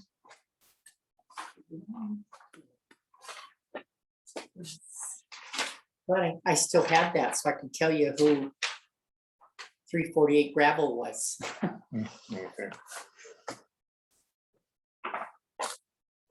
Do I move to accept the claim? I make a motion that we accept the claims for July. I'll second it. All in favor, say aye. Aye. Aye. Okay, now the time for Granite County Policy and Procedure Manual. Discussion and decision. Okay, I think we need to table this. Yeah, with Scott not being here. Yeah, it, for one thing, there's things in here, and I actually didn't get a chance to look at it. I had a very busy personal week, so I didn't get a chance to look at it. I kind of want to look at, there's no matrix in here for one thing. Okay. You have to have the matrix in here. And then. Or we should have, or at least a reference to the matrix. I thought there was. Well. And then you could update it, so it's Well, not. see what, yeah, the past ones have always had the matrix in it where they could see it. Yeah, Okay, the issue is in,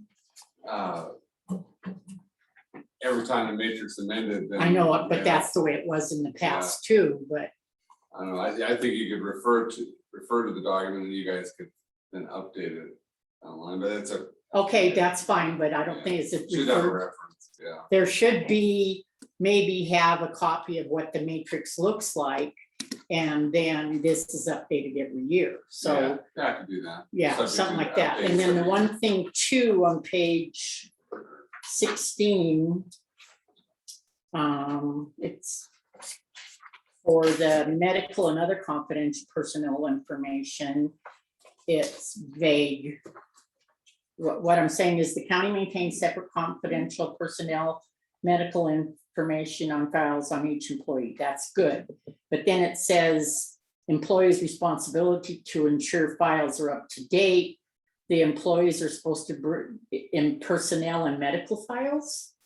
And then it says to the clerk and recorder. So the files are kept in the lock case here, and it's one of the job descriptions of the administrative assistant to Updated.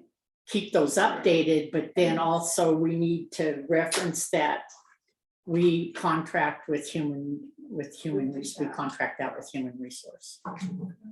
But the only reason I'm saying table it is because I really didn't get a chance to You look got at it. some, changes to it and. And I'm not so sure that maybe the department head shouldn't look at it too, to see if there's something in there I can that, send it have you to all already of them. given it to them? Some of them have, but I don't know that I've given it to all of them, so I'll email it out to all of them.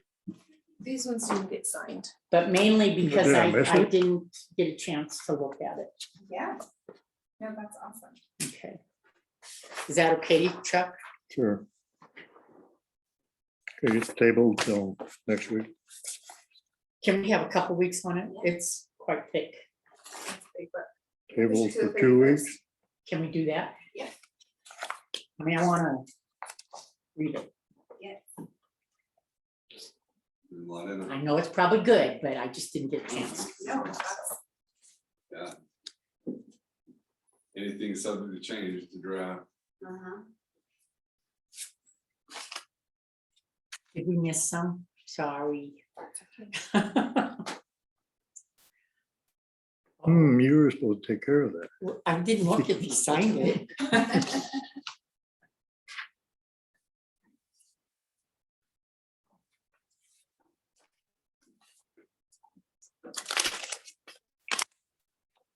Thank you very much. Okay. You talk to them. I met with a guy from Missoula to look at the elevator, putting the elevator in, Mhm. and for the cost of the elevator, and it run a small elevator from the basement up to courthouse floor, and then run a man lift. It's called our lift platform up to the jury box.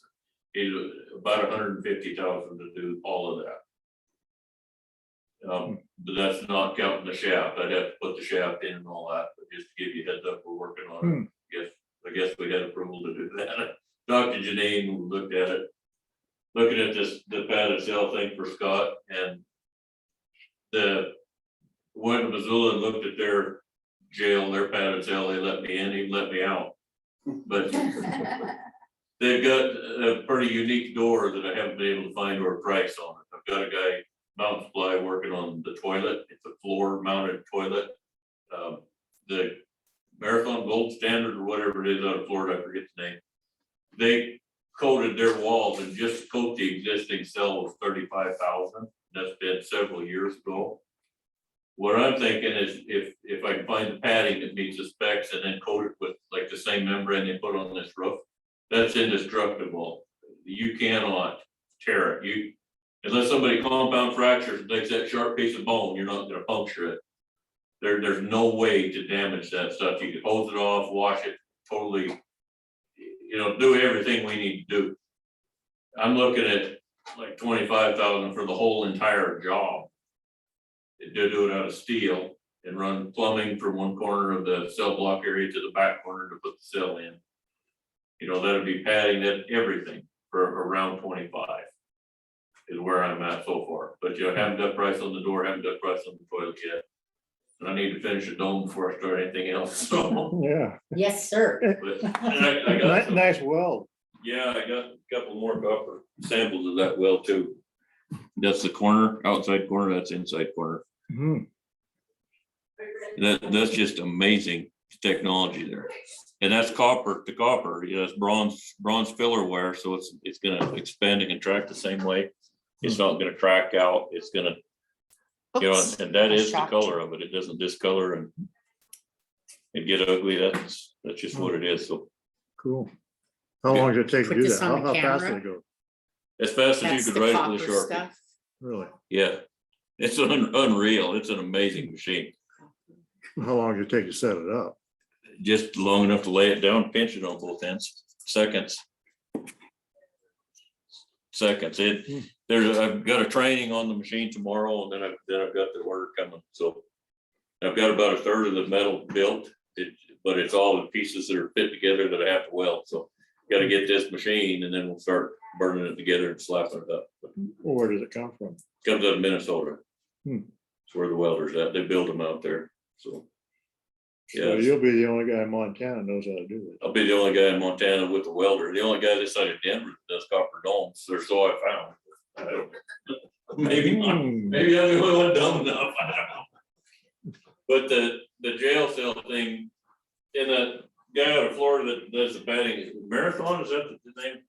It's gold standard. Gold Standard or something like that. Missoula said they've had to have him out twice to do repairs. And it's a lifetime warranty indestructible product. They sell a repair kit and then they have to come out and do the repairs. That doesn't speak volumes to me. Well, we do have their specs, they give them to us, and they'll Yeah. give us a price on their product. Doesn't mean you have to use their product. Yeah, and you know, I don't need a corner on the market. Anybody can do whatever they want to do, but I'm sure we can do something a lot cheaper. What I'm thinking is just 3/16 plate steel with 3/16 angle all the way around, and then have it throw the bolt together, take it in pieces and bolt it together. And then, you know, if we need to weld the bolts and then weld it together, finish it up in there, we can do that. And we're also talking about to get ADA compliant, popping a door out the back wall to make it ADA compliant. That will give them a core slab out front with fence, or in the back corner rather. That's when we have to run by and stuff. Yeah, for a rec area, recreation area for the prisoners. And then to get an ADA compliant, you can get a wheelchair in and out. Because right now it's pretty tough getting a rolly person into the cells. Probably not much call for it, but we have to comply anyway. So. But that's all I got. We get a sounds spec good. on all that, and then we can. Yeah, if it's gonna be bid out, you're Yeah. likely to be the low bidder, but. I'm sure it would be, but. You never know. I'm dumb enough. The elevator guy, he thinks the best way to do it is gonna be to go up through Dayton's bathroom. Then we're not losing any offices other than Dayton's bathroom, and that'll keep your shrink rate down there. You want me to talk to him about it, and potentially a bathroom, just. There's some space there, whereas it's near, a bathroom could be put. And you know, Yeah, we better talk to him. Yeah. it would take his toilet out, but there's room up there. If we moved it into the evidence room or whatever is next door, we could put a bathroom in there for him. Probably. But to go up the other way, like that, they go up through the men's room, we can put the whole flipping elevator in cheaper than we can remodel that bathroom. From that last bid we got, you remember that? The 120,000? I thought it was over 200, wasn't it? No? Yeah. Ridiculous, whatever it was. Remember, I made everybody like me on that phone call. Yeah, I remember that. But we put the whole flipping elevator in cheaper than what it cost just to remodel that bathroom. Then, you know, go in and update the bathroom for a reasonable figure. And How then fast would this elevator be? it is a commercial elevator. It's not, you know, just go, would it be 3 stops? Yeah, I think, well, there's the It goes all basement. the way up to the jury room. Yeah. Well, you'd have to change to get to the jury room. To do one that'd go all the way to the jury room, you've got to upsize the elevator. It's got a 3-phase power. And that's like pushing 200,000. So I think you should do that. Yeah. To have it go all the way up. well, this, you get off of the main one and then get on a platform lift. And it's just like a little elevator. It goes from one floor to the next. I personally don't like that. Yeah. Yeah. So 200,000 versus 120, would you say? 130, I think was what he said that his cost was. But then we got, it's gotta be spec'd out as a friction elevator and it has to go through a different company. So he said it'd probably start around 200. He couldn't do it. No, he can't do it. He'll have to get somebody else. And this guy, he said they're head mechanics in Anaconda. So we've got somebody local who can work on it and service it. I think that's a big, big plus. Oh, Then the bigger elevator, you gotta have a pit under both of them, but the bigger elevator, I think you gotta go down 6 feet. So we gotta hand dig 6 feet from the basement floor down. And with the elevator he's proposing, we go down like 1.5 feet. Hmm. So, you know, that's doable. Pros and cons.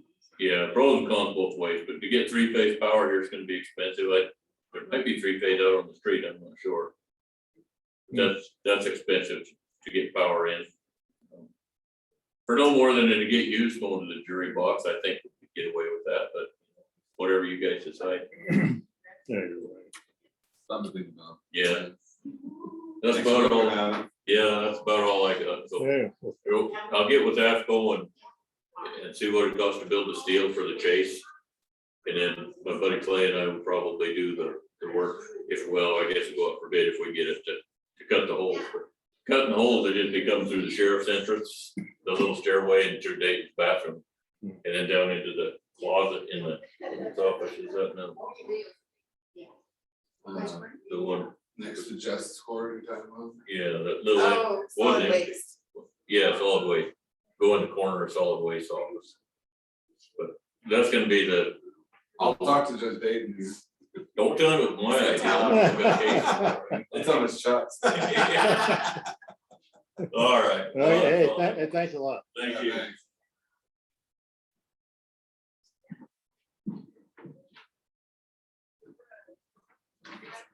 Well, it sounds like you do that jail pretty reasonable. Yeah, it does. We're lucky. Go out to bid just so Ferguson and others have a chance to fill them.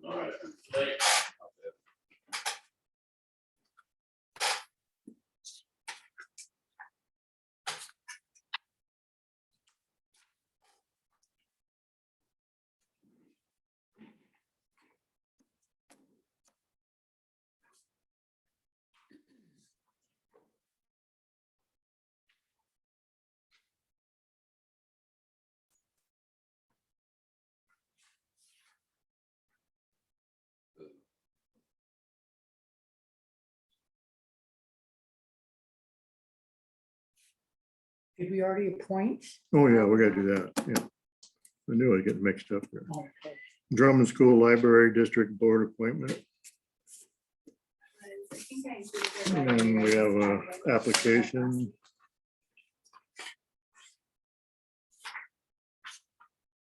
Teresa Kylie. Should be good.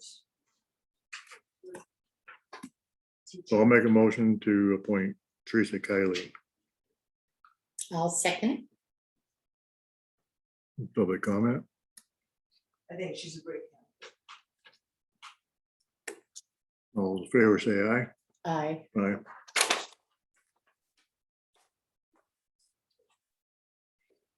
Okay, now it's time for Granite County Road and Bridge and Solid Waste Union negotiations dialogue amongst the commission. Response to letter union offer, and we need Scott here. Well, he's definitely not for that increase, I don't think. He's gonna go, we have negotiations next Tuesday afternoon. Oh, I thought you stated the 31st. Did you want? 31st, yeah. But theirs was like a $2 an hour increase. Can I make some comments on the email from Mr. Davis?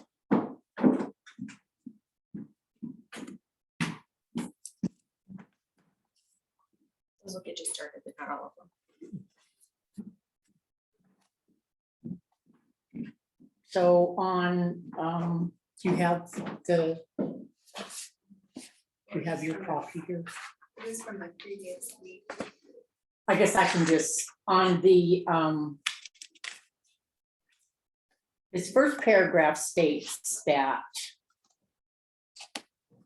The employees would like to thank the county for the 1.2% COLA. However, the employees at the road department and the landfill do not feel that they should be financially injured just because they work for the county.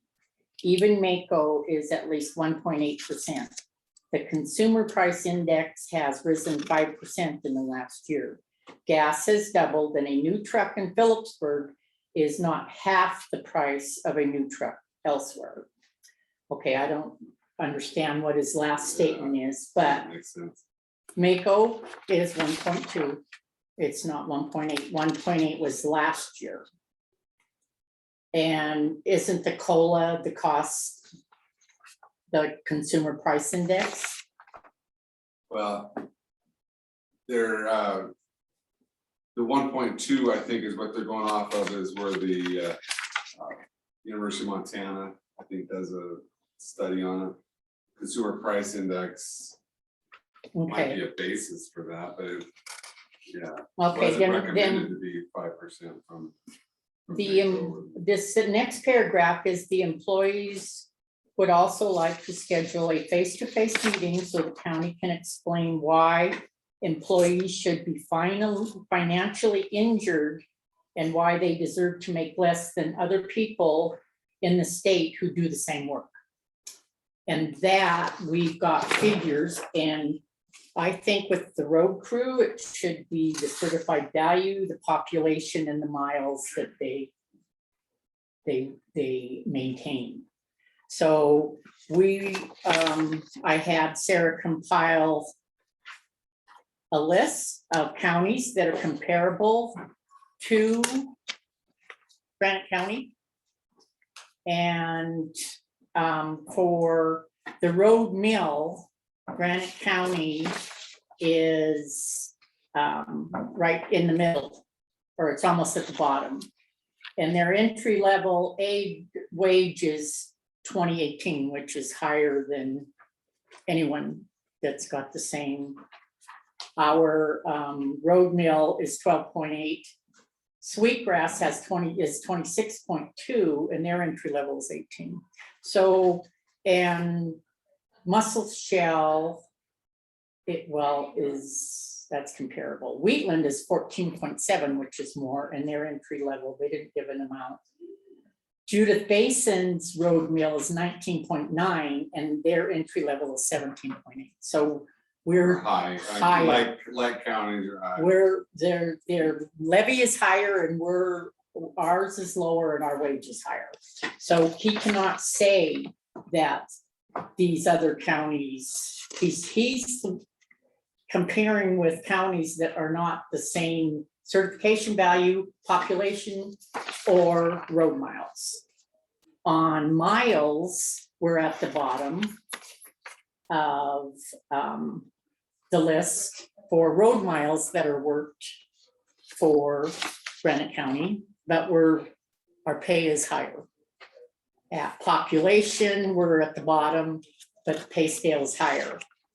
So the entry wage from all these counties that we did the research on, that is the same population comparable and the same millage comparable, is our entry level is $1 higher than Sheridan County, which their road mill is 11.9. And our miles are only 795, and they have 1354. So I'm just want to make a statement, his statement where he feels they are financially injured and why they deserve to make less than other people in the state who do the same work.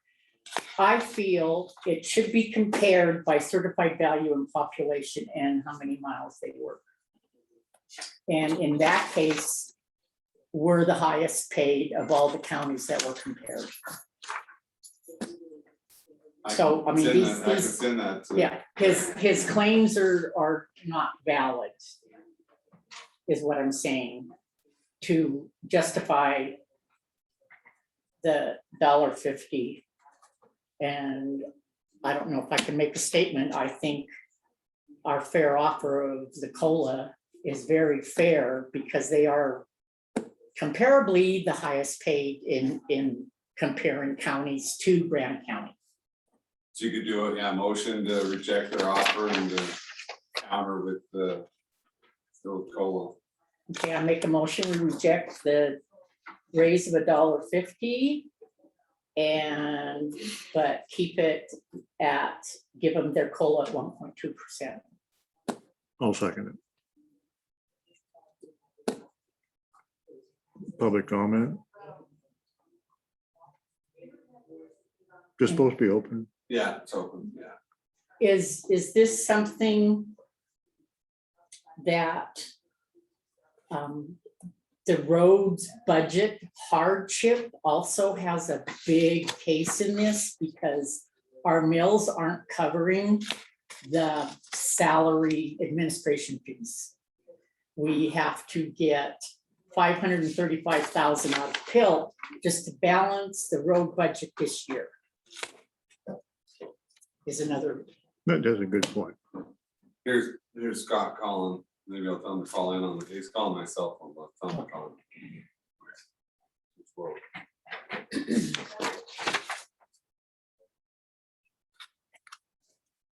Thanks for all your work. Thanks for your work. Oh, hey, you wanna try it again? The ringer kind of got turned down there, but you're trying. Okay, thanks. He's calling.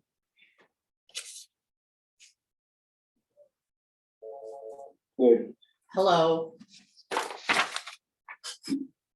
Can you hear me? Yeah, Can you hear me can. now? Yep.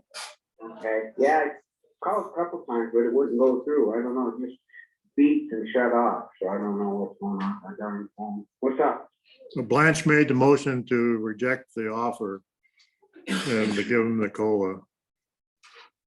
Okay. and the I reason- seconded it. Okay, the reason is, Scott, is that on the letter from Mr. Davis, is he's stating that Mako is 1.8, which it's not, it's 1.2.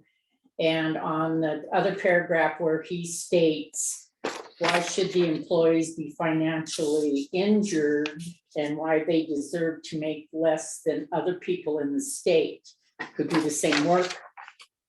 Research was done, Scott, for 1, 2, 3, 4, 5, 6, 7, 8, 9 counties that the road mill and the population and the miles of the road are comparable. And Granite County is the highest paid of all those 9 counties. Okay. So, I mean, Well, this is. we'll have to send that back to him. That's part of the negotiation. Yeah, Okay. I'll send this. to Okay. Craig. And then he can start over again. This is what he does. Be ready. So it's the 31st or negotiations, Scott. That's what I thought it was, Yeah. because you were gonna take your daughter to college or whatever. Yeah, I gotta take Anna to college. Cool. All right. Thank you. Thank you, Scott. Okay, wait a minute. Wait, don't All leave. all those in favor of the motion, say aye. Aye. Aye. He left.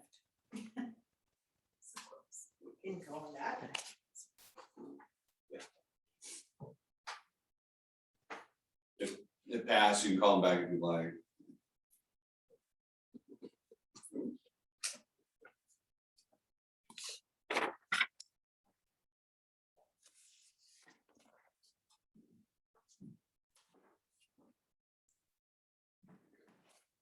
Photocopy of that.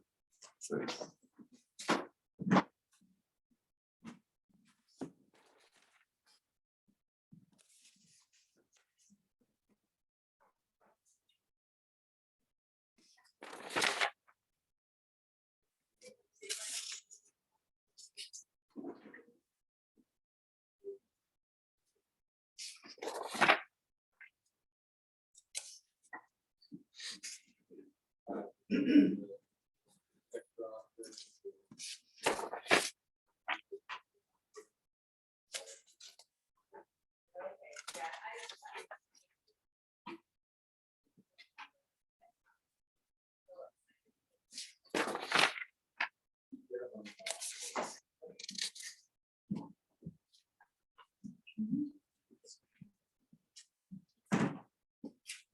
Thanks. Still waiting on the Phillips and Wheatland numbers. Phillips phones are like down.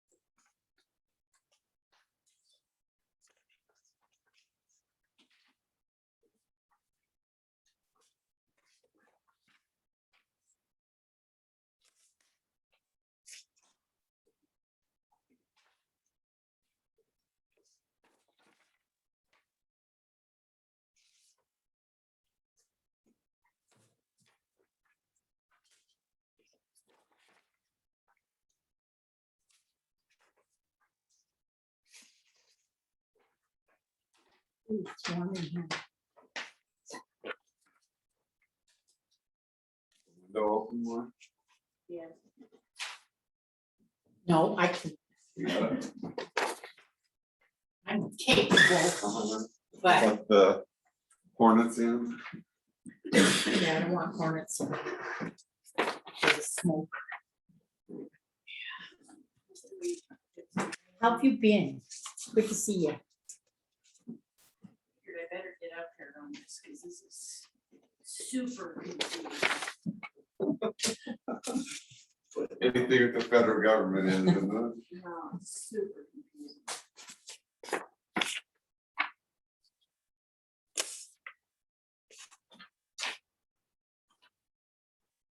No. Hot seat up there? Okay. It's cool now. It's good. Yeah, go ahead.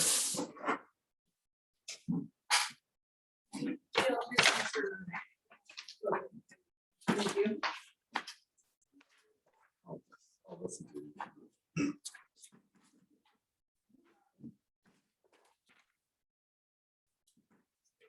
Here's one for you, ma'am. One for you, sir.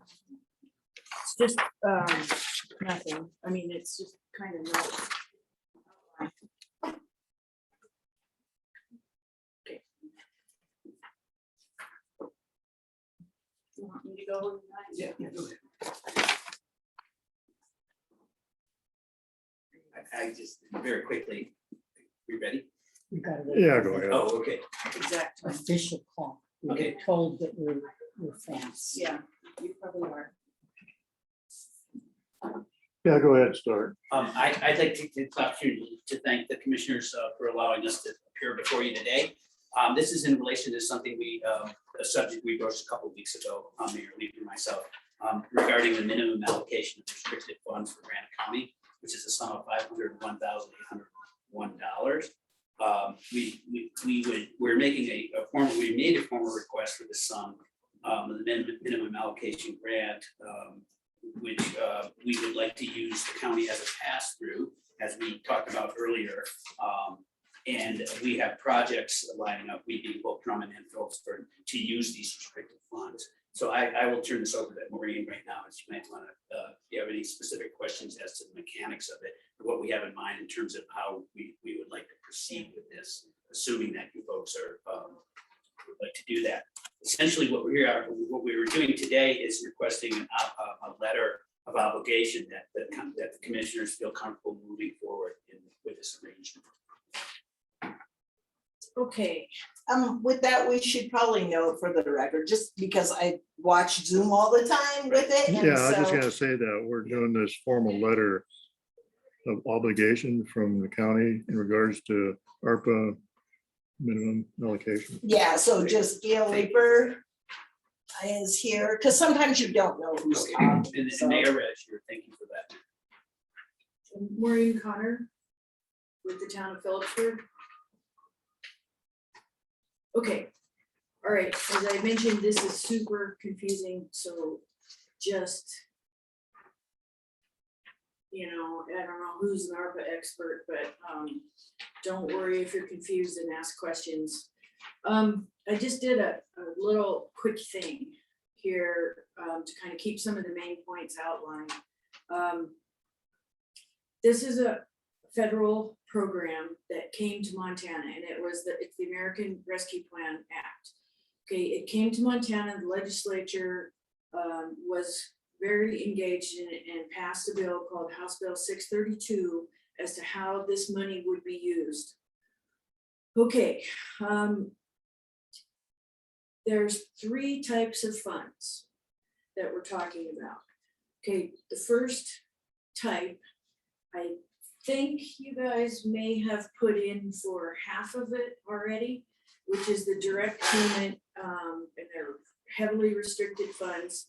Granite County got 656,000. That sound right? And you got half of that.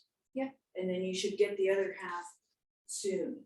You get it within the first year of receiving the first half. Yeah, and I think they said they were gonna do it again in August. The reporting period is in August. I don't know when the second funding date. Coming soon anyway. Yeah, Yeah. they say within the. So that's a lot of money.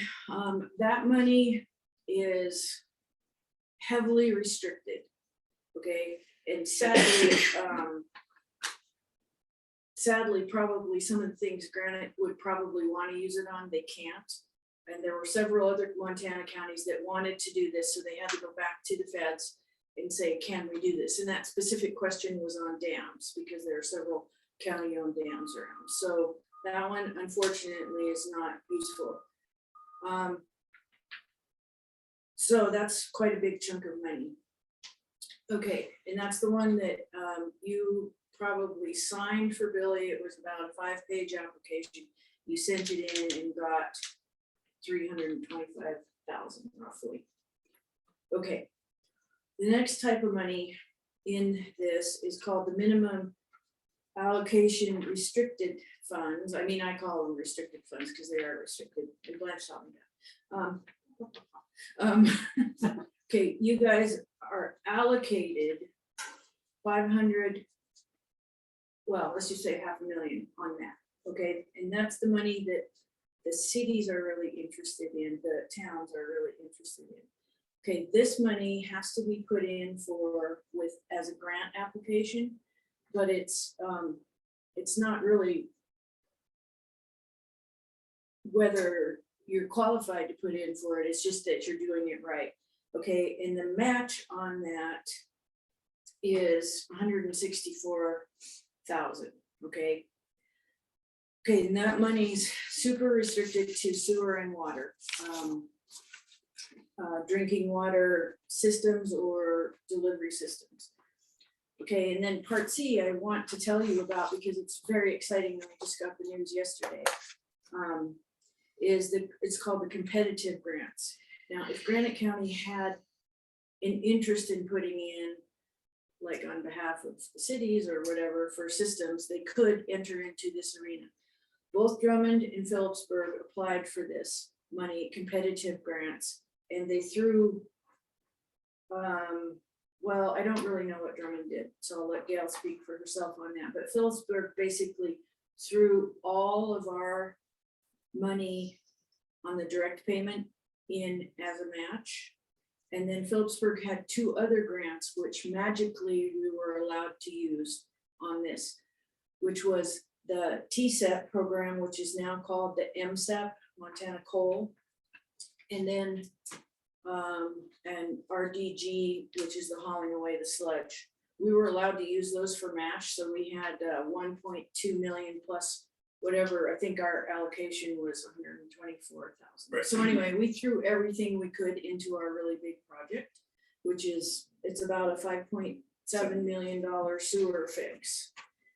Surprisingly, or joyfully, or whatever you want to say, Hard work. Phillipsburg's project ranked number 5 in the state. So that's good. So, yeah, it's really pretty amazing. This is a very bloody application, but I felt that we had a good chance because our supplemental questions were really good. Our match was a little low compared to the big cities, so super happy how that worked out. Drummond also applied for a fairly large grant.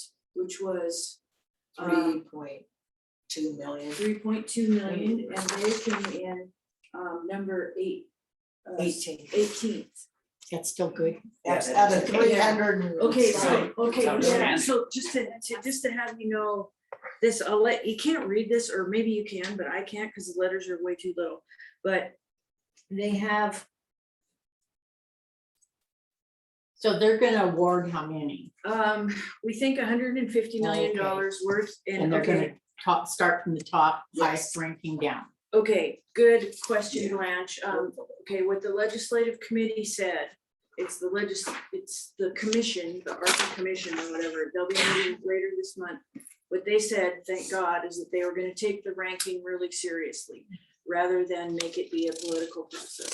So it's that is the next step, is for the legislative committee to do what they're gonna do with these.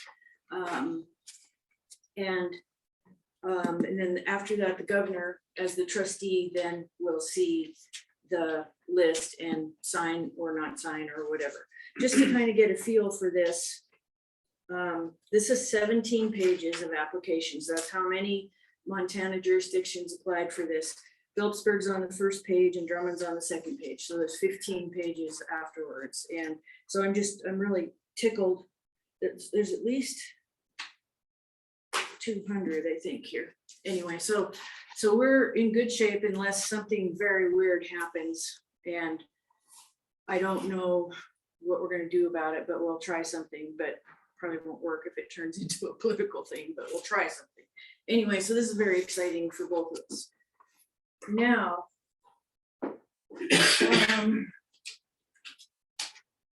and Phillipsburg put in for a second project, I should say, and it did not rank high. It was like 98th, okay, and that was part of our water transmission line on Fredberg.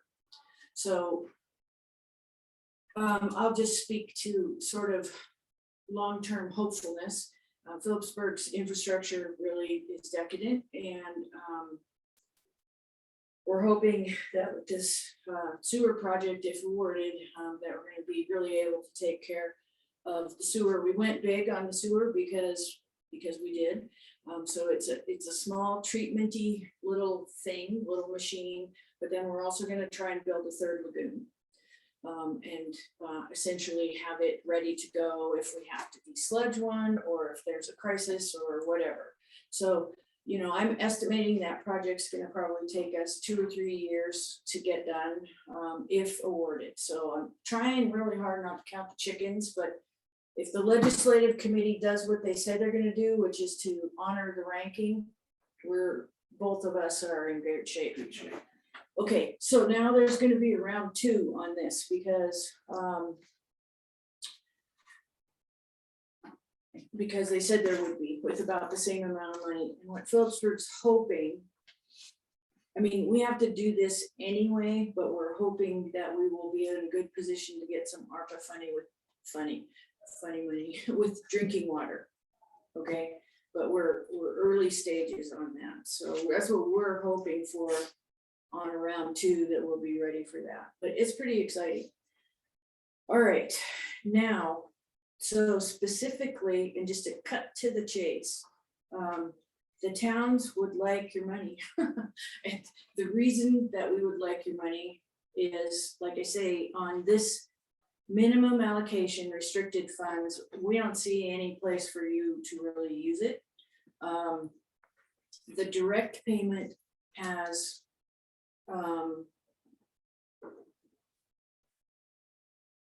I think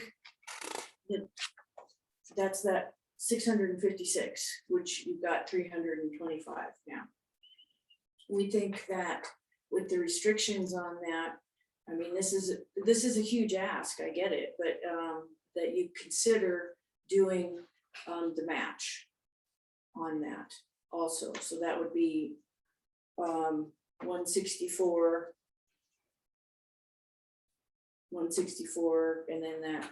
So you're asking the Granite County to do the match on our Yeah. restricted funds But- for the cities. Is that Okay, what so, you're asking? yeah, I have to look this up because I thought about this a little bit, but I want you to know on your direct funds, that's the 656. You have a little bit of room in there. I'm just being really blunt here. And if I were behind the table and I could, I would have put it to the dam. And I told him that immediately. I said, oh. Yes, they talked about it. That's what I thought. Sadly, we were not allowed to do that, but, so there are a few additional areas that you can spend this A in, and they are restoration, okay? That has to do with water essentially. So I will dig that up. I think, for example, I'll tell you, is I think that you could, if the conservation district had a big project going that they needed some money for, you guys could help them with that. I think that's one of the things that's allowable, but it's really restoration. Now, there's tons of restoration needs here, but it's really kind of a tight boundary on that. So, for example, if you had a plan to do something different with it, and I will look up and make sure Billy gets it, that small list, it's about probably 8 things that it can be spent on, and you have to look at. Are you talking about the minimum allocation? Direct minimum or? Direct. The restricted, I'm talking about the the direct. 656. So we can, Yeah. yeah, we're we talking think about all of they've them. got a lot of them already allocated. Yes. This, the jail could be one of those on the direct, and the elevator. the Doesn't it have to elevator- be drinking water? No, that direct, no, there is restriction on it, but the jail can be out of that and the elevator project. Wow, that would be great. So, but I'm not saying that it's all used up. but- Okay, Yeah. well, one thing just to kind of keep in mind, and I didn't look this up today because it just gets overwhelming. But there are some strict dates on use of the money, obligation of the money, and actual use of that money. And that goes through the whole ABC program. So, okay, so that's good to know. So you don't have much, you've already allocated all the 656. Don't know potentially how much all those projects are gonna cost totality. And then the town had 30 in that packet, did you? No, that was a different, that was under our CARES Act that they were Right. missing money. That was Oh, was it? under- Okay, because we're hoping to be able to use that for drinking water. That was the entitlement. Yeah. Yeah, that wasn't anything with ARPA. That was money that came Okay, for okay, good, good, good. reimbursement. No, that makes it And easier. that's what's called the entitlement. So knowing that, if you guys have that all obligated or much of it obligated, that match might be a pretty heavy lift for the county. The towns would appreciate that, if you could help us with that match, but we're committed to, you know, getting this, because these are huge projects over time, and it's gonna be just, you know, what we want to use, I say we, Phillipsburg, sorry, Gail. What Phillipsburg wants to use that for is to get a good hefty start on drinking water. That's what our deal is, and to really sort it out, because it's kind of a mess, and. If I might, this there's isn't a some quick concern. aside on the drinking water. Obviously, everybody knows about the Red River line and the source. There was 3 prior sources to that. There was 3 other drinking sources that were decommissioned, but are still have potential. So we want to look at those sources, Murphy Springs, and they're sitting there. They just been taken apart essentially. So the big picture for us is to look at the long-term thing to supplement the sort of the uneasiness with the Red River line, basically. One fire and it's done, that sort of thing. So Yeah. we want to get a broad base, look at the past history with respect to the water, and possibly look at a program to reactivate those things, and then just build capacity. So, yeah. Essentially, untreated surface water is just asking for it right now. That's the bottom line. We know something bad is gonna happen. That's gonna require a lot more disinfection, and they're under capacity. But just, okay, so let me recap, because I do, Blanche, you probably got this all lined out, but what we're looking at right now the towns are is the 501,000, it's called minimum allocation. We do, you do, which I will help with, we will do it together. I haven't invented this thing, but we will put in a grant application if the commission are willing, and then we have to figure out how to handle the match. Yes. Just in terms of the match itself, I mean, we'll do what we need to do. This is a heavy ask for the entire match. There's also the consideration that perhaps we share the match and we share it between ourselves, which would turn the 164 into 82 for you guys and 41 for us. We're open to trying to work this thing and ultimately what you guys decide. That is another middle way possibility that occurred to me, so. Okay, comment. We're asking for the 656, correct? No. And You did that already. I know we did Oh, that, okay. and we've asked it, and we've allocated, and we've got it pretty much spent. Don't know how, yeah, you don't know right now what your. But total we're, projects are what, gonna be, but the yeah. basic thing, we asked for it all, and we're looking at the projects that we're looking at could absorb it all. Is that a good statement? That's what sounded like what Blaine was saying. He doesn't Okay. really know. Okay, so, and then the city did, both cities came up and asked if we would help with, or do we apply for the grant, the 501,000?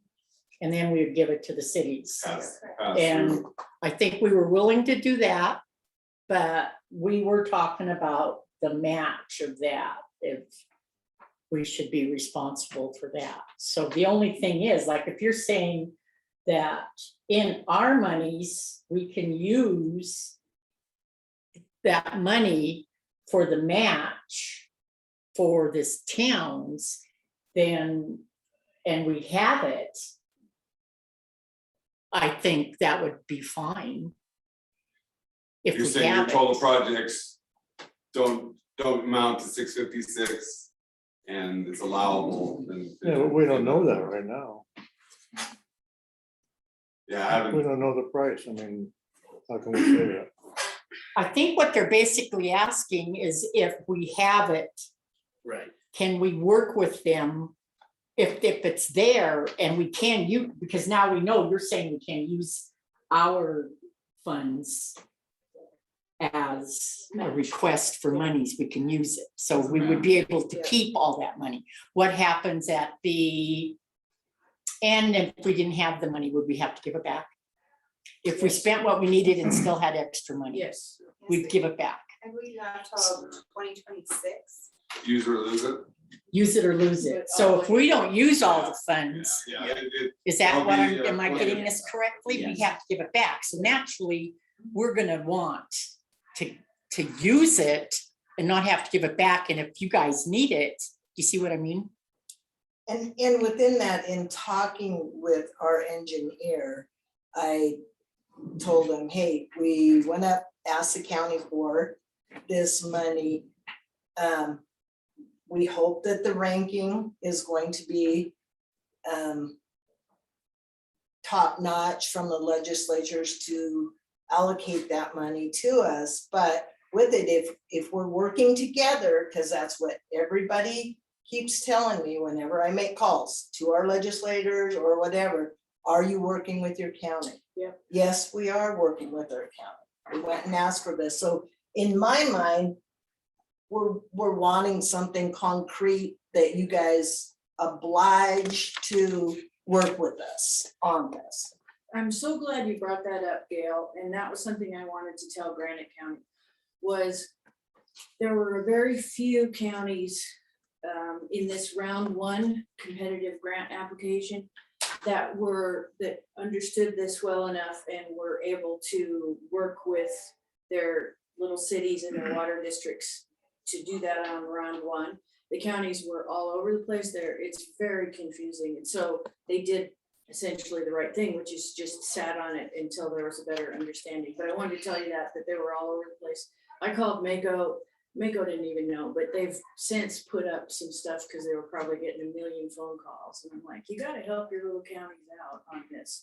because this is ridiculously confusing. So what you're saying is for B, the allocation, you're gonna do the grunt work for Granite County and request it. But it's gonna come. But it in has to your come, name. it Yes, has it's to gonna come, in your but name. you're gonna do the Yeah, grunt Billy work and I will.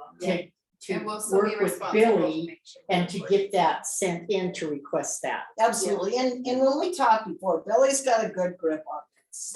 She does, of what it is. I mean, I think she's gonna probably need information from us more than. Well, okay, so the county will have to be very clear on their application that they are, like, for example, Phillipsburg will be easy because the money that we would be using will be directed towards, we've got very specific things that we can direct it toward. We're not just trying to get the money, we're gonna direct it towards, I say this like on the box, but with the mayor, you know, we've talked about this for a couple years now, but this is gonna be directed towards drinking water, and we have very specific stuff we can do with that.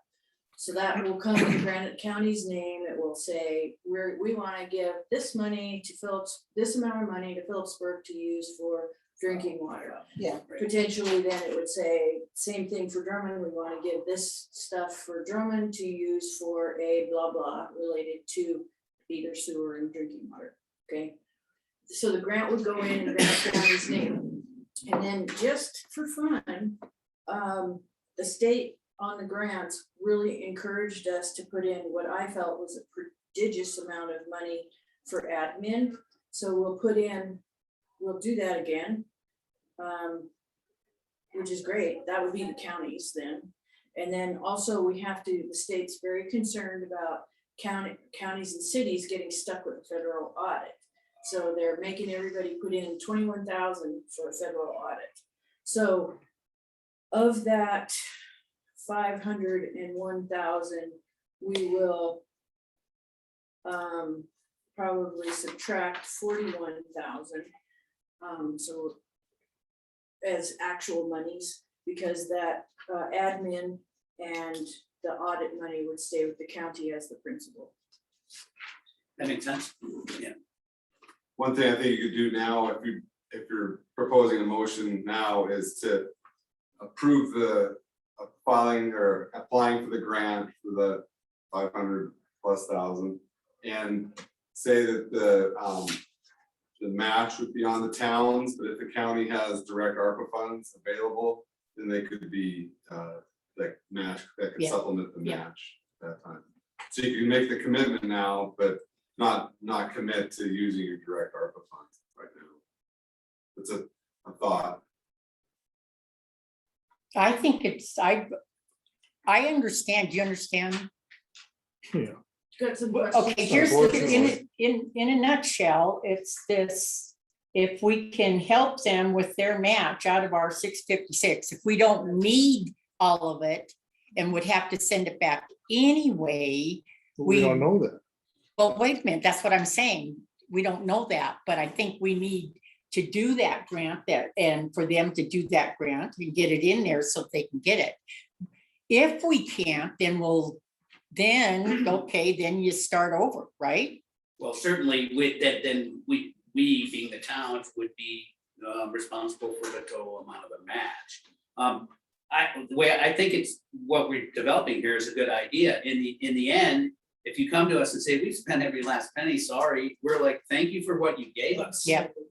Absolutely. If there's a little bit left. Yeah. It makes perfect sense to keep it here and here by here. Instead of sending it back. Right, exactly. So that makes sense. And maybe there's 30,000 left or 10,000 left or whatever there is. Whatever it is, it helps everybody. But we won't know that. Right. Exactly. For a long time. That's the Exactly. motion today, you don't need to commit to it, but Yeah. just commit to the application, and Yeah. the towns would be responsible in that.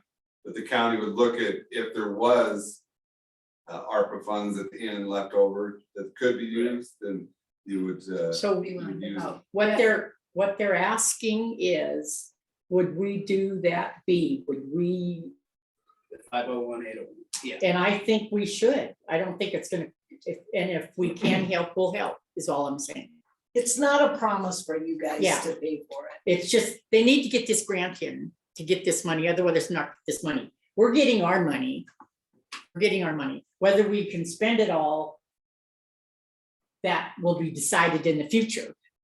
Well, you guys have until January 2023 to apply for the minimum allocation grant.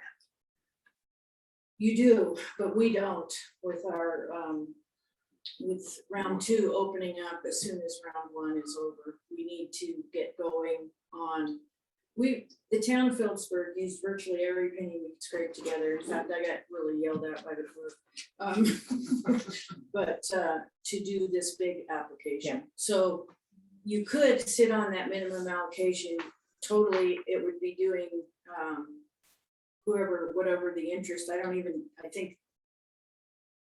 think it gets dispersed until the program is in place, but you could. The problem I see with that is okay, you guys totally figured it out on your A, the direct payment, there are certain really tricky things you can use. I don't mean tricky in a bad way, but Gotta you follow know, the. that you can use for your A money. B money you can't. Because it's heavily restricted to water and sewer.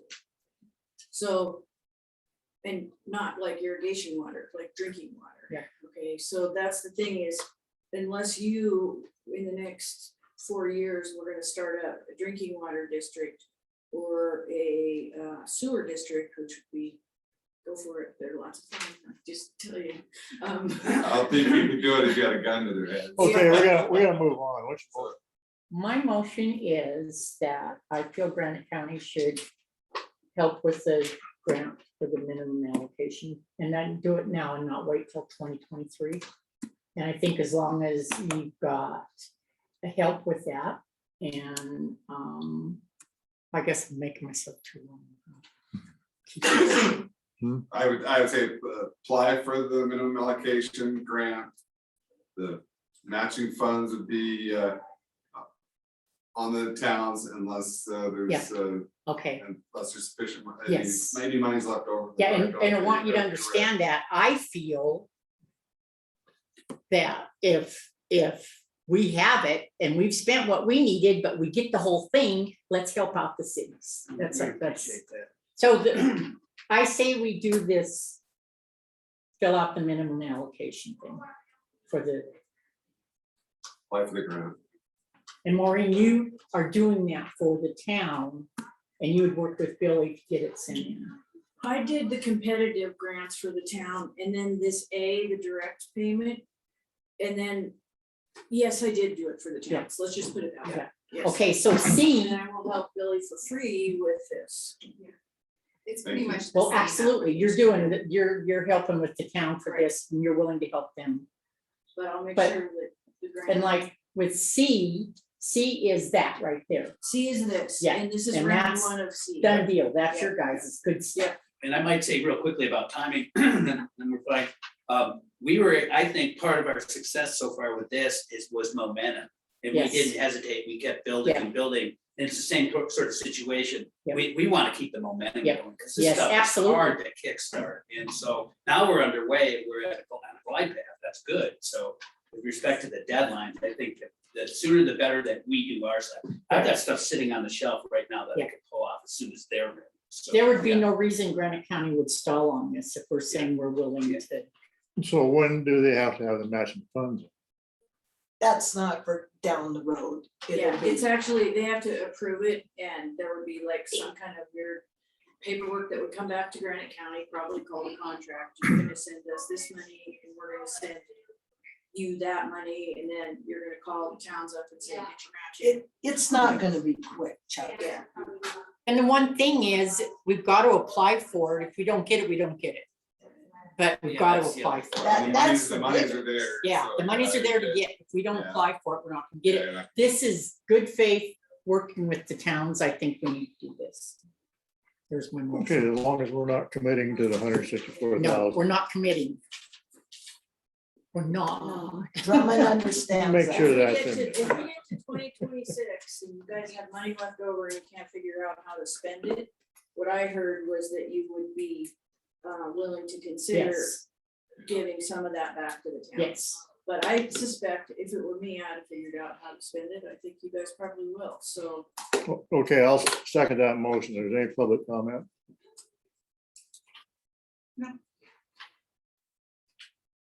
All in favor, say aye. Aye. Thank you. Thank you very much. Yeah. Okay, so now we're gonna move on to coordination of joint session meeting in town in September with Bearmouth. I just brought this up. Oh, one other thing, Billy and I will work on this letter then. Saying that you're gonna do it, and that way we can throw that into the mix, it's not a big deal. Anyway, I brought this up last week. I won't be there with this COVID thing. We were crammed in there last year or last 2 Well, years ago. we can find a different place to do it, if that's what you'd like, Chuck. I mean, I think it's very important for us to keep going, just like we're meeting here, to be able to go out literally go out into the county. And so if, I haven't even talked to Bearmouth yet about using their facilities, so, I mean, if you would like me to ask the school so that we have a big venue, not just the library, but Well, I think the whole thing was to have it at Bearmouth, because that's kind of How about outlying Zoom? area and, Would you appear by Zoom, Chuck? you know, with Zoom. With that internet there. I think they do have it. And I think it's good to go to different places, for sure. So if you wanna, if that's the case, that you would. Well, I think what is how you're feeling is because of the COVID situation, you don't want to be packed in, you don't know. Right, and we're having a resurgence, you Yes, know. yeah, and- the Sure. resurgence of it is Absolutely. one of the, and so what he was wondering is if possibly, if we postpone it and know that we're willing to work together, but right now, there's still fear of So the do we, variants and. so do we skip this quarter meeting and wait and see, reevaluate to the last quarter and see how it is, and knowing it's in the winter, why not? Why not skip a quarter? Would that That's work? fine. I'll probably skip 2 quarters, 'cause up there at the fire hall, that's really crammed in there in Sure, the middle of winter, so. I just don't want you to feel that we're not. sure. I And mean, I, we could look at it again next year. But that's fine too, if that's what, I mean, I understand that, Look, I don't have a plate, I have a platter full of stuff. yeah. So it's not a big deal to me. I mean, I like what we're doing and I think it's important on a certain level. There's also practicality here. Sure. And I have no problem, doing what you guys are suggesting with this. Well, and I feel very comfortable coming to you guys at any time for any situation. So Right. I think that you guys are very approachable. So I'm good with that. I think mostly it was to get out into the community. Yes. type It of thing. was, yeah. I think that was the main emphasis around it, but we can come in here anytime and talk if there's And- something that And I totally understand that with the uptick with I'm good. COVID. That's and fine. another thing at Bearmouth, you have all those tourists and all the campground. I mean, we don't know who's there. I mean, That's in and fine. around the Not a big deal. That's great. We can, I haven't talked to him yet. So Well, that's good. You won't have to undo anything. exactly. Well, yeah, exactly. So we'll put it on hold till spring. Is that what your wishes are? Perfect. Is that okay? That's totally fine with me. Unless something arises that we feel Well, compelled and to then- change well, it, then then we can just change it. or Get whatever. on the But right agenda. now, I think Just that's. totally fine. reevaluate it as it comes. That's fine. Does that work? That Okay. Very works. good. Yep. they sound good, thanks. Yeah. Thanks. Have a Absolutely. good day. We're in public comment, I think. Oh, Thank you. Yeah. so here's my public comment. I've been looking over the delinquent taxes. The 39 pages of them for the account. My concern is those delinquent taxes that are 3 to 7 years behind. Because there's more than a dozen of them. And I understand we're coming off of COVID and all of that kind of stuff, but from 3 to 7 years delinquent is pretty tough to do. So anyway, I would ask that, I just found I sent a letter, well, the council myself sent a letter in 2014 to the treasurer's office. And I just found that the other day. And so I guess rather than sending a letter, I'm just saying in public comment, would you reconsider all of us trying to work together and To trying collect those taxes, is that what to you're- move forward with them? instead of letting them sit like the last episode Yes. in Hall where There is at least 2 properties that I know of that are 7 years delinquent. Just Vicky was gonna send the certified letters and then go through the process on them. And the reason being this time is I talked with Vicky and I put Drummond's delinquent taxes in the paper every August. And so it's that she asked me to wait till mid-August because then she has a better idea of that. So just getting that, so Drummond will do that again. And it's unfavorable, but it's also, I have no way of shutting off people's sewer in Drummond. And so those taxes, there's only one property that is 3 years behind, but. So I'm not sure, it's just, I'm gonna come up and remind every so often about that. I went through $201,000 in delinquent taxes, 181 without penalties, but that's how much the delinquent taxes in Granite County are. and they're just sitting there and nobody's doing anything about it. So what's the law? You take it, you go in and Yeah, there's a process. It sends, notifies them and then, I can go through the steps. go through Get a the tax steps deed of on taking it away from them. After how many years?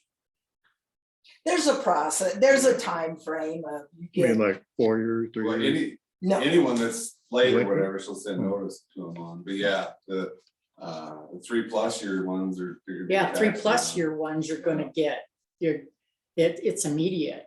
But when you got, and the 7-year ones, that Yeah. is unforgivable Yeah, as far as I'm those- concerned. Yeah, those gotta be the focus. I mean, you have people that pay their taxes every year and people that aren't paying, getting away with it and not feeling threatened. Is that what we're Well, thinking or what? Unless it's something that's like environmental hazards, the county wouldn't wanna touch that, but Yeah. yeah, if it's not that issue, it should be moving forward. So, thank you, I appreciate it. Thanks. Thank you. Thanks. Any other public comment?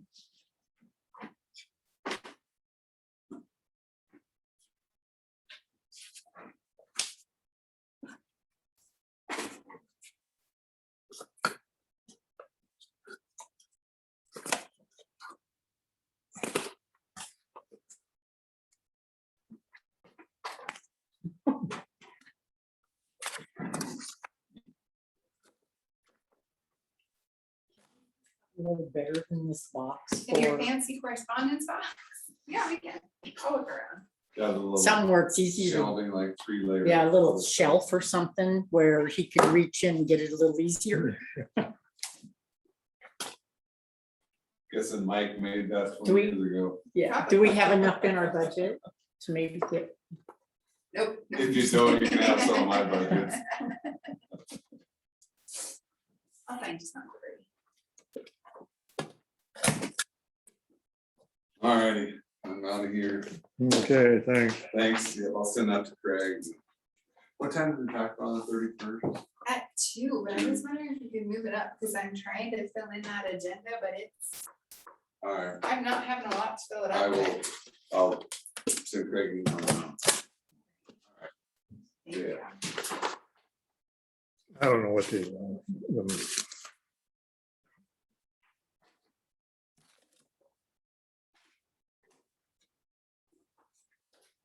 Well, should get Danette Latre off there. She's retired.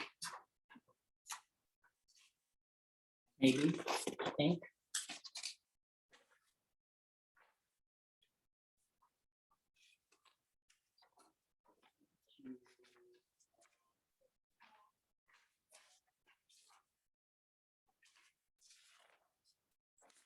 Didn't stamp that one.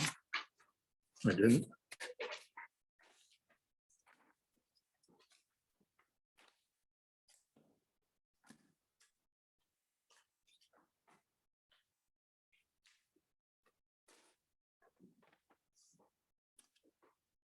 That's the envelope. Do you have to send something back? It's, no. It's a survey. You guys wanna take the NTD stakeholder survey? Want to do it? I'm not doing a survey. I don't know nothing. I know nothing. I know nothing. How would you rate your satisfaction with the physical condition of interstates and highways in Montana? Make Paul do it. I will. I'm gonna put it in his box. So what's this one?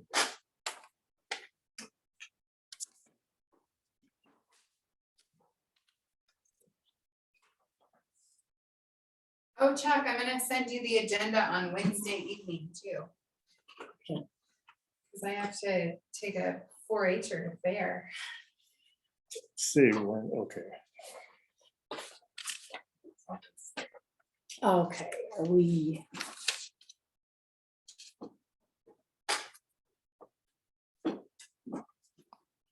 So what was that one about? Hmm? What was that last one? Oh, yeah, it's just a budget thing from, I was wondering what it was too. There was some for Vicky, but I heard. I was like, why do we have so many copies of this? oh, you mean with Vicky? Or with this one? No, the other one. Cause they're slightly different, right? They have two different numbers on them. Or was it this, the DEQ one? Hmm. Here, let me come over.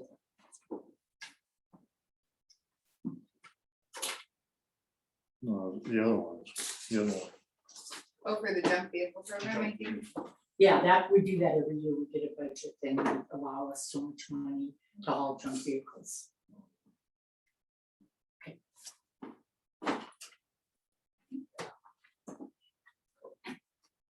That's the one where the road fund would get the money because they'd come in and that's where Speed King Hmm. goes and marks the junk vehicles. And at one time, the road would come and get them, and now you have towing service pick them up. So for whatever reason, I don't know, but yeah, that's that budget. Okay, board minutes.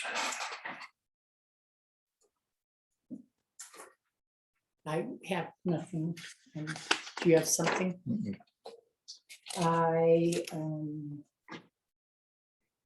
move to approve the board minutes for August 10th, 2021. No, second it. All those in favor say aye. Aye. Aye. Guess we're adjourned. Adjourn.